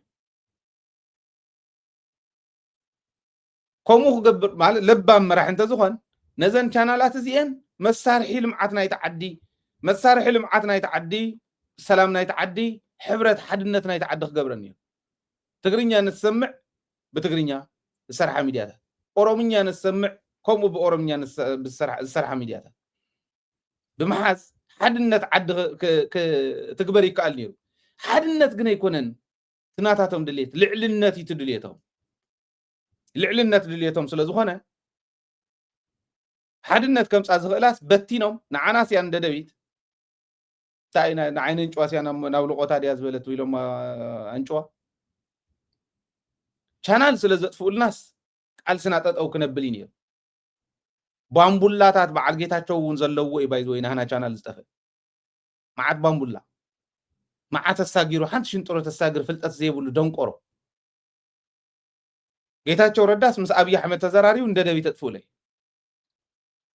እዚ ብግልፂ ዝዛረብ ዘሎ ኣለሚነዮ እዩ ኣነ ዋግደፍ እንደው ብጳጳስ ተይተረፈ ቁሩብ እንተሓዘነ እንተፈርሐ ኢለ ብጳጳሳት ተይተረፈ ልሚነዮ ግደፍ እንዶ ኣይትዕፅወና ተንዝዕፀኻየን እውን ክፍተን ምስ ኢትዮጵያ ተማኺርካስ ናይ ባዕልካ ሚድያ ትዕፁ ኢልናዮ ናላሽ ሰኺሮም ዝወሰንዎ ክኾን ይኽእል በዓል ክንደያ እውን ስለ ዘለውዎ ኦኬ ኣዲስ ኣበባ ምስ ዘለው ባንዳታት ምስ ኮራኹር ተሓባቢሮም እዮም ገይሮም እዚ ይገብሩ ነይሮም ግን ኦኬ ኣነ ንጌታቸው ይፅሕፈሉ እውን ነይረ እንዴ ግደፍ እንዶ ዝብል እውን ንባዕሉ እውን ከስተኻኽል እቲ ዓዲ እውን ኣስተኻኺሉ ክመርሕ ክንሕግዘካ ከምዚ እንደግበር ዝብል ፅሕፈሉ ነይረ ክንዱ ዝኣክል እንዳቀረብናዮ እንዳሃለና ንልምዓት መተጠቐሙሉ ነይሮም ኢትዮጵያ እውን መተጠቐመትሉ በዲለ እየ ኢላ ዋላ ማለት እዩ ዋላ እቲ ቃልስና ፍፁም ድሕሪት ዝምለስ ተዘይኮነ በዲለ እሞ ይቅርታ ክሓትት እየ ንህዝቢ ትግራይ ሕዚ ግን ናብ ልምዓት ናብ ሰላም ንውፈር ኮይ ምባል ይከኣል ነይሩ መበሉ እቲ ጀኖሳይድ ክተርፍ ድዩ ትሕቶና ክተርፍ ድዩ ብዘየገድስ ግን እንተነኣሰ ካብ ምጥፋእ ንሱ መሓሾም ቻናል ስለ ዘጥፍኡ ግን ጠጠው ይበልና ቃልሲ ህዝቢ ትግራይ ትርጉሙ ኣብዚኡ ሪኦ እያ ሳላ ቃልሲ ህዝቢ ትግራይ ሃፍተይ ብርእሰይ እያ ርእሰይ ተጠቂመ እየ ዝሰርሕ ደሞ ዘምፅአ እየ ዝኸፍላ ካብ ቻናል ዝኽፈል ናይ ሳተላይት ክፍሊት የብልና ነዚኦም ጠጠው ከብልዎ ዘይከኣል ጠጠው ከብልዎ ዝመኮሩ ንሃይለ ከጥፍእዎ ክምኩሩ ከለዉ ንሃይለ ከጥፍእዎ መኪሮም ፈጣሪ ኣይተጋደፈን ቶም ኣብ በዓትን ኣብ ካሊእን ዓፅዮም ዝፅልዩ ወለዲ እተን ለይትን ቀትርን ቤተክርስትያን ከደን ዝፅልያ ወለዲ ስኢሉ ትፀሎት ባዶ ይተረፈን ሃይለ እውን ወፂዋ ጠጠው ከብልዎ ኣይከኣል እንደደቢት ዝኾነ ይኹን መንገዲ ብዝኾነ ይኹን መለክዒ ንልምዓት ተዝጥቀምሉ ፅቡቅ ነይሩ ማለት እየ ስለዚ ሚድያታት ግን የፍርሳና ኣለዋ ይብል ኣብይ ኣሕመድ ድንቁርኑ እዩ ዘፍርሶ ዘሎ ኣሳጊርካ ሕሰብ ካብ ህዝቢ ትግራይ ኢድካ ውርድ ህዝቢ ትግራይ እናበሳበስካ ሰላም ክትረክበ ይትኽእል ትግራይ እንታይ እዮም ዝበሉ እዞም ናይ ዓፋር ኣቦ ትግራይን ዓፋርን ዝነኽአ ተረጋጊዑ ነጊሰ ይፈልጥን ኢሎም ሓቆም እዮም ንትግራይ ዝነኽአ ንጉስ እየ እንዲ ዝብል ንዓ እውን ገዚእዋ ይፈልጥን ደርጊ እውን ክትወስዱ ትኽእሉ እዩ ኣብዪ ኣሕመድን ደርግን ማዕረስ ገብሮም ትግራይ ኣይገዝኡን ናብ በሳበስ እዮም ፀኒሖም ግዜኦም ሓልዮም ወሪዶም እዚ እውን ክወርድ እዩ ትግራይ ዝነኽአ ተረጋጊዑ ከም ዘይነግስ ክፈልጥ ነይርዎ ጽልዩት ግን ኣብ ልዕሊ ህዝቢ ትግራይ ዘለዎ ጽልኣት ጫፍ ዝወፀ ስለ ዝኾነ እዚ ይርድኦን ይህን እዚ ይብሉ ህዝቢ ንክማረር ይገብሩ ኣለዉ ዘይኮነ መረዳእታ ይሕልፉ ኣለዉ ኮንትሮባንድ ናይ ዶላር ሸርፊ እውን ክዛባዕ ሙስና እውን ይሰርሑ ኣብዚ ኤርትራውያን እውን ከም ዘለዉ ይገልጽ ፈተኹም ፀላእኹም ካብ ትግራይ ተፈሊኹም ትረኣዩ ይኮንኩምን ፍቅሪ ከሆና ከምዚ ኮና ቀለበት ተኣሰረለይ ናይ ኢሳያስ ጉዕዞ ለውጥ የምፅን ታደመና ንሪኢ ኣለና ዕንክሊል ትብለላ ፍታ ከባቢ ማለት እዚኣ ይብሉ ኣለዉ ነቶም ሚድያታት ግን ናይ ሓሶት ታሪክ ይፈጥሩ ናይ ሓሶት መረዳእታ የቀናብሩ ናይ ሽብር ወረ ይነዝሑ ህዝቢ እውን ናብ ህውከት ይእትዉ እዚ ይብሉ ነገር ግን ምስ ህዝቢ ኮይንና ተቃሊስና ስዒርና እዮም ኢና ሕጂ እውን ክንስዕሮም ኢና ይብል ተሪኤልካ ከምኡ ዝገብር ሚድያ የለን ሓቂ ስለ ዝሕለፍና እንዲ ከምኡ ዝብል ሓቂ ስለ ንሕልፍ እዩ ከምኡ ዝብል ሓቂ ነቲ ህዝቢ ስለ ንነግሮ ዘለና እዩ ከምኡ ዝብል ከምኡ እንዳገበረ እንዳታለለት ዓዲ እንዳሰሓቀት ውሕጅ እንዳሰሓቀ ይወስደካ ዝዓይነቱ ብውሕጅ ትውሰድ ከም ዘላ ኣነ ይሪኢ ኣለኹ ብዓይነይ ዝሪኦ ዘለኹ እዩ ማለት ባዕለይ እውን ብታሪክ ዝምስክረሉ እዩ ንታሪክ ናይ ታሪክ ምስክራት ኮይና ንሕና ክንቀርበሉ ንኽእለሉ እዩ እዚ ክብለኩም ደልየ ስለዚ የፅድፋ ኣሎ እቲ ዓዲ ሹ ትበል ክንብል ንኽእል ኢና ምናልባሽ ግን ክትፈርስ ከላ ዓብዪ ዳዕሮ ክፈርስ ከሎ ክወድቕ ከሎ ኣብ ከባቢኡ ዘሎ ነገራት ምልካሙ ስለ ዘይተርፍ ጥንቃቐታት የድሊ ከመይና ክንጥንቀቕ ከመይና ህዝብና ክነድሕን ነቶም መራሕቲ ዝግደፍ ይኸውን እምበር ኣብዪ ብርሃኑ ነጋ ከም ዝብሎ ኣብዪ ኣሕመድ ኦሮሙማ እዩ ፈሊጡ ኢትዮጵያ ዝብል ድራማ ይሰርሕ ኣሎ እምበር መፀግዒ ሂዙ እዩ ከምኡ ዝገብር ዘሎ ኢትዮጵያ ንክትፈርስ ብደንቢ ገይሩ ለይትን ቀትርን ዝሰርሕ ኦሮሚያ ትበሃል ዓባይ ዓዲ ክፈጥር ምስ ናይ ኦሮሚያ ፖለቲከኛታት ዝሰርሕ መታለሊ ህዝቢ ግን ከምዚ ዝብል ዘሎ ኢሉ ከም ዝገልፆ እንታይ እዮም ዝገብሩ ዘለዉ ኣብ ናይ ኦሮሚያ እንታይ እዩ ዝግበር ዘሎ ኣብ ኣዲስ ኣበባ ኮይ ኣዲስ ኣበባ ማእከላይ መንግስቲ ዘለዉ ናይ ኦሮሚያ ፖለቲከኛታት እንታይ እዮም ዝሰርሑ ዘለዉ ዝብል ብደንቢ ምርኣይ ከድሊ እዩ ማለት እዩ እዚዩ ከምኡ ኢሉ እንዳሃለወ ምናልባሽ ኣብ መሪሕነት ንዘለዉ ተጋሩ ዓብይ መልእኽቲ ዓብይ ተመክሮ ክኸውን ዝግብኦ እቲ ናይ ጌታቸው ውድቀት እዩ ናይ ጌታቸው ውድቀት ዓብይ ተመክሮ ኮይንኩም ካልኣይ ውድቀት ከይመፅእ ነዚ ሰብ እዚ ኣሚንኩም ንናይ ኢትዮጵያ መሪሕነት ናይ ኢትዮጵያ መንግስቲ ኣሚንኩም ዋላ ሓንቲ ስድሪ ንቅድሚት ዘይምኻድ ወሳኒ እዩ ዝብል እምነት ኣለና ፅሑፍይዎ ኣሎ ንወዲ ወረደ ንሰን ክትግበር የኢሉ ቸክሊስት ናይ ኣብዪ ኣሕመድ ሒዙ እንተመፅዩ ንዕኡ ኢና ክንቃለሶ ንሳ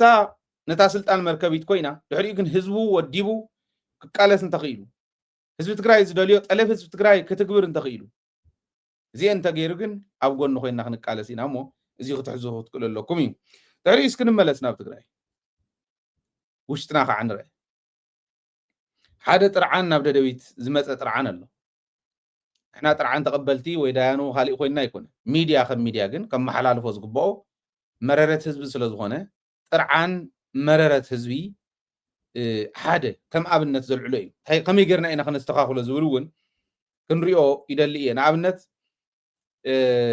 ናይ ኣክሱም ነበራት ናይ ኣክሱም ተወለድቲ ኮይኖም ነበራት ተጋደልቲ ጉድኣት ኩናት ተወዲቦም ከልምዑ ደልዮም ተወዲቦም ገዛ ክሓቱ ደልዮም ኣብነት የት ናይ ኣክሱም ዘልዕሎ ዘለኹ ኣብ ኩሉ ከባቢ ስለ ዘሎ ግን ናብ ኩሉ ከባቢ ጌርኩም ስምዑለይ ኣብዚዩ እንታይ እዮም ኢሎሙና ዝብሉ ገዛ ክንወኩም ተወሰነ ክትዓቁሩ ክትክእሉ ኣለኩም ተባሂሎም 28,000 عقرو تحديتهم عقيرهم بتا استأززوا مسارات عقيرهم 6 عامات تصبيهم زيهم قدات كينات نبرات تقارلتي ازوزل 6 عامات تصبيهم كساب كل الكيدمون كم زطرعوا عمي ناب 2016 اسكع كل الكيدم كم زطرعوا منعهم دقا نعهم زيهابنا ما نمن قلتها تواهيلهم كم استملسوا بعصرت حدا لكاتيت ون بشم عصرت حدا لكاتيت كنتيبانا يخصم وصيو ናብ ከባቢ 200 ዝኸውን ገዛ መንበር ገዛ ክንህቢና ኢሉ ከም ዝነበረ ይገልጹ እሞ ድሓር ግን ቦልሃውን ኢሎም ተወዲቦም ከይዶም ሰሓተትዎም ኣይ ንዓኹም ኣይንወኩምን ንሓርበኛታትን ንስድራ ስዋኣትን ኢና እንህብ ኢሎም መሊሶምሎም ማለት እዩ ሓርበኛ ማለት እንታይ ማለት እዩ ሓርበኛ ማለት እንታይ ማለት እዩ ዓዱ ነፃ ከውፅእ መንነቱ ክኽበር መንነት ህዝቡ ክኽበር ህልውና ህዝቡ ክረጋገፅ ዝወፀ ጅግና እንዲት ሓርበኛ ማለት እዚኣቶም ኣካሎም ተጎዲኦም ከዓ ጉድኣት ኩናት እዮም ተጋደልቲ እዮም ነባራት ተጋደልቲ እዮም ኣነ ከስታውሰኩም ቅድሚ ሕዚ እውን ዝብሎ ዝነበሩ ብሂወተይ ዝሕዝነኒ ንሓንቲ መዓልቲ ስልጣን እንተዝረክብ ክሰርሖ ዝምነዮ ስልጣን ኣይደልን እንተዝረክብ ግን ክሰርሖ ዝምነዮ سلطان كله خلوه بوليتيكا سلطان زي كون خليه ولا أنا يجنزب عقم تحلي إنه كسرحه خابزو منه بهو تيزحزن النزنبرة أفتحله في كالسي الجامو مزوف فيو تقارلتي تبغى بابيو أبو سن سرجع وسن من نهاريا كل يوم عبيت حزوهم لهم سوق عبيهم يوم كونوا ظلمنو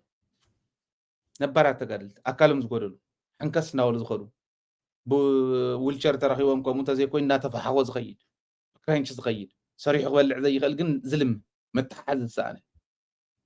لما انت خوينه ما يكون جغننا تغارو جغننا تم غدات كينات محبر غدات كينات ناي تግራይ يلو حب حنت اغروم اغار زسرحو بحنت يدوم اداو زسرحو تأمر زسرحو جغانو زلو وي جغانو ناي محدارا ناي وعلو خفتت كله محدرة نايتو محبر ناي وعلى خفتات كله يالو وون تم جغانو جن جغاني تأمر صرحي سعان التحبابيرو محبر كفيتو بمحبر كلمعو خلمعو غيرو زحسب نحنا ون انا ون حوسنو انا ون توقاسي حنت بروبوزال ديزاين غيركاكو ኣብ ሕድሕድ ከተማ 7 ዘዋን ድን ዘሎ ኣብ 7 ዘዋታት ዘለው ነባራት ተጋደልቲ ጉድኣት ኩናት ናይ ስራሕ ዕድል ክፈጥረሎም ዝኽእል ኣልሚዖም ለሚዖም ትካል ክውንንሉ ዝኽእሉ ሓንቲ ትካል ምስራሕ ተኣብል እያ 7 ሚልዮን ገንዘብ እኹሊ ኣነ ስኢለ ዓንቶ ባዕለይ ኣሰስና እንተክስታይ እንዳገበርኩ ነይረ ኣናሊሲስ እንዳሰራሕኩ ነይረ 7 ሚልዮን ገንዘብ عواتي خاب ملا تقراي ابشو عتين زواتات ب10 مليون طرح زسرحها ناي زخونه فابريكا ناي زخونه تكال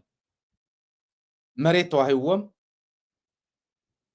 بقليل ገንዘብ بوحد كسرح زغل سفيح ناي تكال هنصا صريحها بلقاح صريحهم زملسوو ገንዘብ وصيهم كم محبر بمحبر توديهم كسرح مقبار اي كعلم نعمنا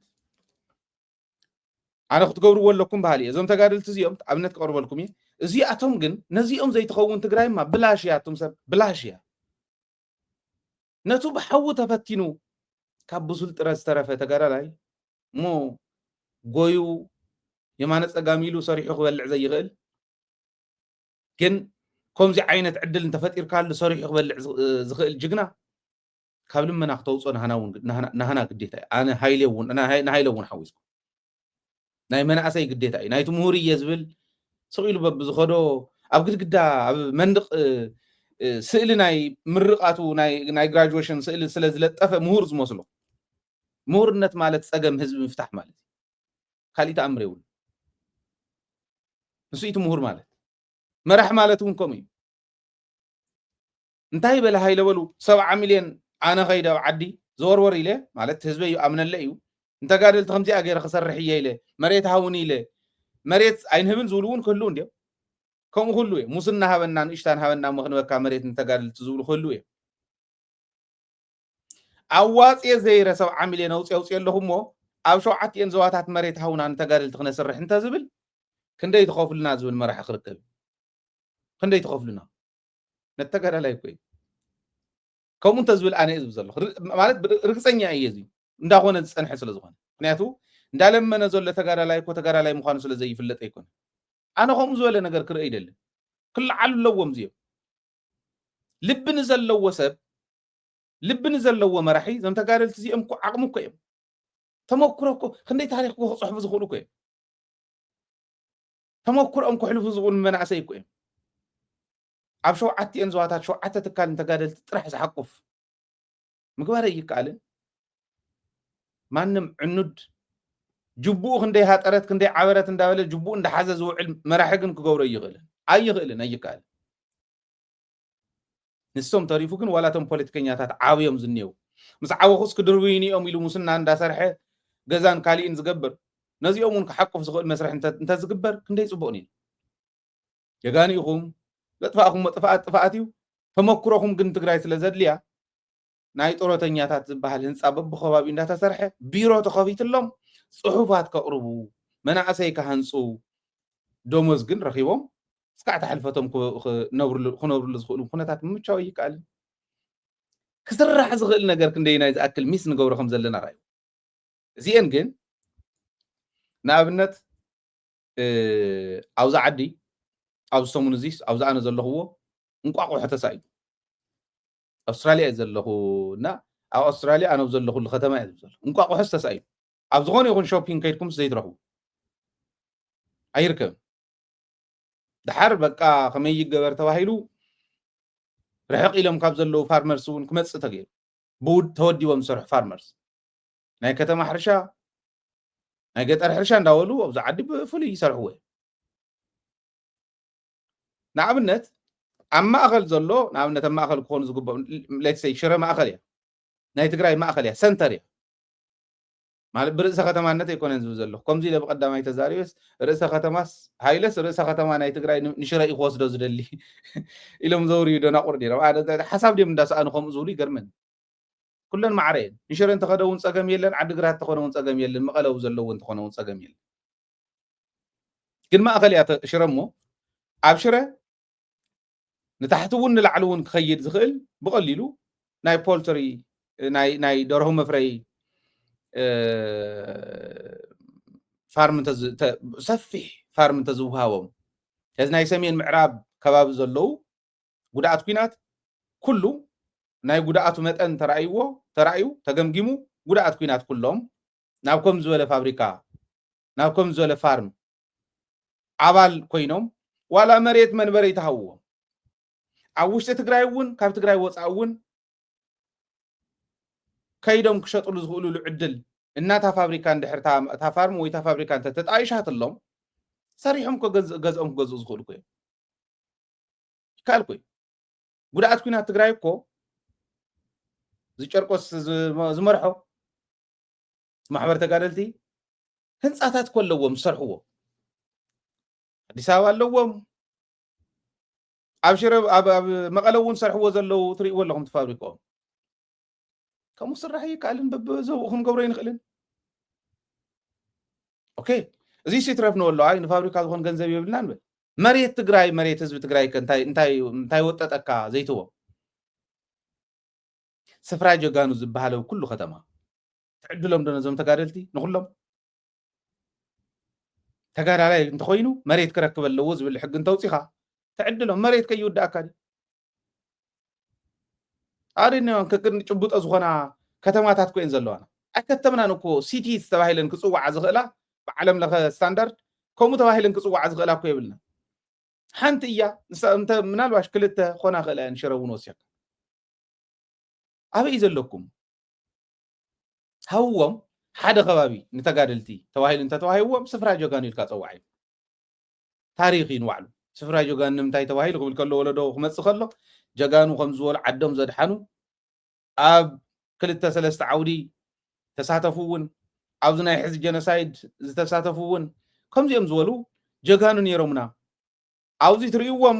ደቆምን ደቆምን እዮም እኒአው ደቂ ጀጋኑ እውን ይኽበሩ ክትገብሮ ይትኽእልን ከተማ እውን ተኸትምኩ ኢኻ ብኡ ኣንጻር ግን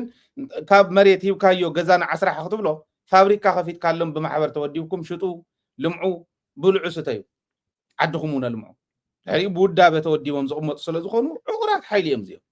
መናእሰይ ከስልጥኑ ዝኽእሉ እዮም ከመይ እዩ ኣይደኖ ከመይ ጌርካ እዩ ሰብ ዝኾነ መራሒ ክመፅእ ዝኽእል ናብዚ ዓዲ ይጨንቀኒ ኣሎ ኣነ ከመይ ጌርካ እዩ ዝመፅእ ከመይ ጌርና ኢና ክነምፅእ ከምኡ ዝበለ ከምኡ ዝሓስብ ነቲ ዓድስ ክትሳገር ንፅባሕ ንጎ ዝተርፍ ትካል ንፅባሕ ንጎ ዝተርፍ ታሪክ ትናይ ትማሊ ታሪክ እውን ክዕቅብ ዝኽእል ጅግና ከመይ ጌርካ ይመፅእ ኣብዚ እንድንተሓጋገዝ ክንልወጥ እዚ እቲ ክንሓስበሉ ዘለና ክብል ደልየ ኣብ ከተማ ዓዲግራት መናእሰይ ምስ ፀጥታ ሓይሊ ሓቢሮም እንዳሰርሑ ኦልሬዲ መድረኻት ነይሮም እዮም ኣብ ዓዲግራት ምክልኻል ዘይሕጋዊ ስደት ዝምልከት እዞም እፃት እውን ናይ ሽሻ ወዲ ሽሻ ዝጨሰሉ ሕጊ ምኽባር ስርዓት ምኽባር ሰላም ምምፃእ ዝብል ምስ ፀጥታ ሓይሊ ኣኼባ ገይሮም ኣብዚዩ እቶም መናእሰይ እዚ ብጣዕሚ ባይዘወይ ክምጎስ ዝግብኦ እዩ ክኽበር ዝግብኦ እዩ መንእሰይ እንተተሓባቢርካዮ እንተቕሪብካዮ እንተወዲብካዮ ብዙሕ ክሰርሕ ከም ዝኽእል ትርእይዎ እዚ ሕዚ ትርእይዎ ዘለኹም ኣብ ስክሪን እዚ ናይ ሽሻ መጨሲ ናይ ካሊእ ጉዳጉድ ኣብ ትግራይ ድዩ ካብ ትግራይ ድዩ ትወፅእ ዘሎ ካብ ናይ ትግራይ ከተማታት ድዩ ዘብል እዚ መናእሰይ ባዕሎም ዝኣረይዎ እዩ ምስ መናእሰይ ብምትሕብባር ፀጥታ ናይቲ ዓዲ ናይታ ከተማ ናይ ከተማ ዓዲግራት ዝገበረ እዩ እዚ ዘርእየኒ ንዓይ እቲ መንእሰይ እንተተሓባቢርኩሞ እቲ ዕድል እንተተዋሂብዎ ክሰርሕ ዝኽእል ዓዱ ከልምዕ ዝኽእል ዓዱ ክልውጥ ዝኽእል ምዃኑ እዩ እዚኣ ናብ ካልኦት ከተማታት ብተመክሮ ውሰድዋ ብቐዳማይ ናይ ዓድዋ የቕርብ ነይሩ ፅቡቕ ተመክሮ ኣለዎም ቱ ቢ ኦነስት ከይባላሸው ደኣ መይሶም ስስዕ ምስለመዱ እምበር ሕዚ እኒህ ምምሕዳር ናይ ከተማ ዓድዋ ፅቡቕ ተመክሮ ኣለዎ ተመክሮታቱ እቲ ሓደ ሕጊ ምኽባር እቶም ካብ ኣግባብ ወፃኢ ገዛ ዝዘርፉ ዝነበሩ መሬት ዝዘርፉ ዝነበሩ ሕጊ የኽብሩ ኣለዉ ጀጋኑ ቀፅሉሉ እቲ ምክሪ ቤት ነዚኡ ክድግፎም ዘለዉ ዓጆኹም ክብሎም ኣለዎ ንከም ዝበሉ መሪሕነት ሰነፍ እንተሃልዮም ማእኸል ሓሳዊ ቀስና በልኩም ትብርግግዎ ተውፅዎ ትብርቅዎ ግን ፅቡቕ ተመክሮ ኣለዎ እዚኣ ውሰድዋ ኢልና ኢና ናብ ካልኦት እውን ክወስድዋ ኣለዎ ናይ ዓዲግራት ሕዚ ንሪኦ ዝነበርና ካልኦት ከተማታት እውን ውሰድዎ ሽሻ እንታይ ዕጣ ጠቕማ ናይ ሽሻ ይትረፍ እሞ ከም ዝመለስ ዝበሎ ሽጋራ ንምጫስ እውን ንምትካኽ ሽጋራ ዘትክኽ እንተሃልዩ እውን ወራዳነት ምዃኑ ሽጋራ ዘትክኽ እንተሃልዩ ዞር ኢልካ ከምዚ ኢልካ ትሓልፎ ዓይነት ሰብ ምዃኑ ከምኡ ክኾን ክኽእል ኣለዎ ኣብኡ ተዘፊቑ ዘሎ ቀሰብ ኢልካ ውፅኢኻ ድሕሪኡ ግን ፎ ኢልካ ትተፍኦ ዓይነት ኣተሓሳስባ ክኾን ኣለዎ ስለዚ እዚ ክትሰርሑ ኣለኩም እቲ ናይ ዓዲግራት ተመክሮ ውሰድዎ ባህሊ እየ ፅቡቕ ተመክሮ እዩ ፀጥታ ሓይሊ እውን ፅቡቕ ይሰርሑ ኣለዉ እቶም ዝሃደሙ ምስ ሃደሙ እቶም ዝተረፉ ስለካ ተጥዒጡ ተሪፉ ፅቡቕ ይሰርሑ ኣለዉ ስለዚ ካልኦትኩም ውሰድዎ ባህሊ እየ ናይ ብጣዕሚ ከዓ ዝሕዝን ሓደ ኣብ ከባቢ ሸራሮ ዘሎ ሓደ ታሪክ ክነግረኩም ተመዛበልቲ ወገናትና ይመለሱ ክንብል ከለና በቃ ተመዛባልስ መፅኡ ኣብቲ ዘለዎ ግን ሰላም ዘሎ ጥዑይ ዘሎ ፅቡቕ ዘሎ እዩ ዝመስሉ ዝዓበየ መግደፍዎ ተልቢ ዝገበረ እቶም ገና ህፃናት ልቢ ዘይገበሩ ዝመሃሩሉ ዘለዉ ራእዩ ኣነ እዚኣ ምስ ረኣኹ ብጣዕሚ እያ ሓዚነ እዚ ህንፃ እዚኡ ሰባት ተወዲቦም ይሰርሕዎ ዘለዉ ህንፃታት እዩ ገና ዘይተወደአ እዩ ተምሃሮ እዮም ትርእይዎም ኣለኹም ብላክቦርድ እኒሃ ኣብታ ቅድሚቶም ኣፀጊ ኣቢሎም ኣብ እምኒ ጠጠው ኣቢሎም ኣብ ኮለም ኣፀጊዖም ይመሃሩ ኣብ ደገ ኣብ እምኒ ከፊሎም ሃይለ ኣብ እምኒ ከፊለ ዝመሃረሉ ዝነበርኩ ትምህርቲ ክጅምር ከለኹ እግሪ ዳስ የስታውስ እየ ኣብቲ ናይ ድኽነት ዘመን ኣብቲ ደርጊ ዋርድያ ድኽነት ኮይኑ ተዓዲ ክትደኪ ትግራይ እውን ክትጎሳቆል ይገብረሎ ዝነበረ እዋን ከምኡ ነርና ቤት ትምህርቶም ፈሪስዎም ዓዶም ዓንይዎም ተፈናቂሎም መፅኦም ኣብ ከምዚኣ ዝበለት ክመሃሩ ካብ ምርኣይ ንላዕሊ ዝሕዝን የለን ትብዮነስ እዚኦም እዮም ቶም ተምሃሩ ረኣይዋ እታ ብላክቦርዶም እቲ መምህር ረኣይዎ ኣብ ምንታይ ኮይኑ የምህር ከም ዘሎ ኣነ ተሓቦኦም ናይዞም መምሃራን እዚኦም ይገርም ቶም ተምሃሮ ኣብ እምኒ ከፊሎም እቲ መምህር እውን ተገንቢሑ ኣብ እምኒ ተሰቂላ ኣብ ኮሎም ተፀጊዓ ዘላ ብላክቦርድ እናፀሓፈ ወለዶ ከይድንቁር ወለዶ ከይሓምቕ ከይድሕር በል ይብል ኣሎ እዚዩ ካብ ሸራሮ እዩ ትሪእዎ ዘሎ ኦኬ ካበይ ከባቢ ተፈናቂሎም ዝመፁ እዮም እዚኣቶም ካበይም መፅኦም ማለት ካብ ኩሉ ከባቢ ተፈናቂሉ ዘሎ ወለዶና እዚ ዓይነት መከራ ይበፅሖ ከም ዘሎ ክንፈልጦ ኣለና رأي وانت نديتاتنا انتاي كم زمسلا زي بتاع محزني كلنا خنا حزنا له زقبانا محزان طرح انت يكون خنصر حل يقبان زيهم كو يبساوي سخيل جيتاچو نزي امري وم دا يفلط سلطانه يتحركوا ما هتم تحركوا انت زي كوينو عجوجو كم زيهم زولو ريو دا يفلط تزاريو دا يفلط نزيهم انا كو از حيش انا از حيش انت نعسه زيهم اللونا متغارو كنا حسب لنا دغ زلخان وشت زلخان كتودب زغبا كان زيهم كافت زلو مكران موصايو زول زلو خايلو كو از حيش سلطان عدي سلطان هاجري توهيو نير عاوزينا زلنا ازوم تمزابلت زيهم كم معراب تግራይ ዝመጹ ከባድም ከባቢ ዘፈናቀልዎም ሻዕቢያ ነዚየ ሻዕቢያ ልብ ከተጥሪዩ ክትቅልለኩም ዝብሎ ዘሎ ተመለስ ንሕና እንዳሃልና ተመሊስካ ተማሃር ኖ ኮሞ ይኮነ ናፍታ ዝነበረታ ትመለስ ድሕሪኡ ክንዛራረብ ንኽእል ኢና ምባል ይካል እንታይ ኮይኖም እዮም ከም ዘይገቡ ቦርደር ምሕላው ኢትዮጵያ መጽያው ዝኸይተኣቱ ናይ ኢትዮጵያ ሰራዊትና ኦኸይኣቱ እንተተዋሂል ትግራይ እንደተሓልው ምርዳእ ይካልን ነዚየት ምርዳእ ይደሊ ይዝሉ ምናልባሽ ካብ ቃሎም ካፍቶም መምሃራን ክትሰምዑ በመጀመሪያ ስሞምን ንርከወል ቤት ትምህርት እንደው ገልጽልኝ አይ ስሜ መምህር ተክለው ብርሃኔ ስሜ ያው መምህር ሙሉ ቀዳማይ ብርኪ ቤት ትምህርቲ ባድመዮ አውና ማሃቲ ዝርከብ ዘለኹ ያው ክንምህር ሕዚ ዘለናሉ ቦታ እስቲ ይግለጽልኝ ናይ ቀዳማይ ብርኪ ባድመ ኢኹም ነርኩም ተፈናቂልኩም አበይ ኢኹም ዝኒኹም ያው ናይ በማሕበር ቢላ ብሰርሕዎ ናይ ከተማ ሸራሮ መምሃራን ማለት እዩ ስለናው ኢና ንምህር ዘለና በቃ خمسة طريق زلها ያው ንሰሚዮም በቃ ያው ቦምና ንምህርዘና እሞ እስቲ ትናይ መምሃር ምስትምሃር ታይ ጸገማት ይዝንሄሉ መንገድ ሰብ ይኸደሉ እንሳይ ይኸዳሉ እንስሳው አለዋ ሰውጉን አለው ቆልዕት አለው ትንፋስ ፀሐይ አለው ሁሉ ነገር ዘለ ጸገም ናይቲ ጠቅላላ ናይቲ መምሃር ምስትምሃር ይግለጥልኝ አይ ከይደ መምሃር ምስትምሃር ንምክያድ ብዙሕ ጸገም ነና አይ ካብዚ ዝርአ ዘሎ ያው አብልምና ንምህር ዘለና ያው ካውን መጽም ክንሰርሕና ኢሎም ይፈናቀሉና እዮም ሰሌዳ የለ መምሃር እዚ ታይዝ ባህል መምሃራ ሓገዝ የለ ቢሮ የለ ደፋትሪ የለ ተምሃራው ተፈናቀል ስለዝኾነ እዚኦም ይረኸቡ ምን ይበዋኑ በቃ ከቢድ ጸገም ዘለና ፀሐይ የለ ቁረሎ ካሊ እንሄይ ተተክል ስለዚ እዚ ጸገም ተጻውርና ኢና ንዘለ መስቲ በቲ ውዕል ፕሪቶሪያ መሰረት ተመዛባላይ ተምሃራይና ቦታ ህዝብ ተመሊሱ ተምሃራይውን ተመሊሱ بتسرعات مسرت نابته اوتوماتيك نخمهار تجزياو محدارهم فدرال መንግስት ገውሮ ዝግባው ምስቲ ገውሮ ዝግባው እንታዩ ምናልባት እቲ ውዕል ፕሪቶሪያ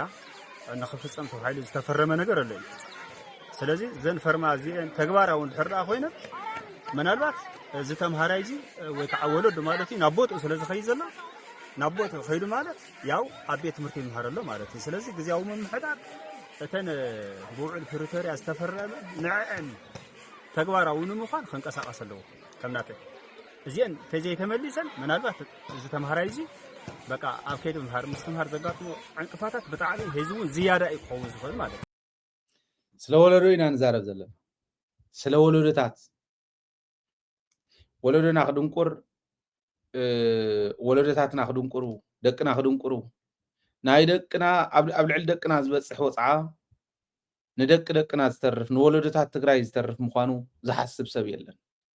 ሓንቲ መዓልቲ ጌታቸው ስለዞም ቆልዑ እዚኦም ክዛረብ ሰሚዐ ይፈልጥ እንኳዕ ብንቅር ኢሉ ኸደ ከም ዝበለ ስዲ ማለት ትግራይ ተገላጊላ ድሕሪ ነዊሕ ናይ 2 ዓመት ዝኣክል ቃንዛ ሕርሲ ብንቅር ኢሉ ኸይዱ ብንቅር ኢሉ እንኳዕ ኸደ كم زول جعزي سب رياي فلتنا كصرفو دلي يكون رايوم صباح نقو حذر يهم قالت توزني هو لدو تسقم تصاوير ولا خدخلي صباح خير زمصخ زقصلك زينا خنا حسول زلنا anyway زي خبل دلي سلام ساخم سلام عوتن كعمس جنا حزبنا خون تمنيتيو تقرايتو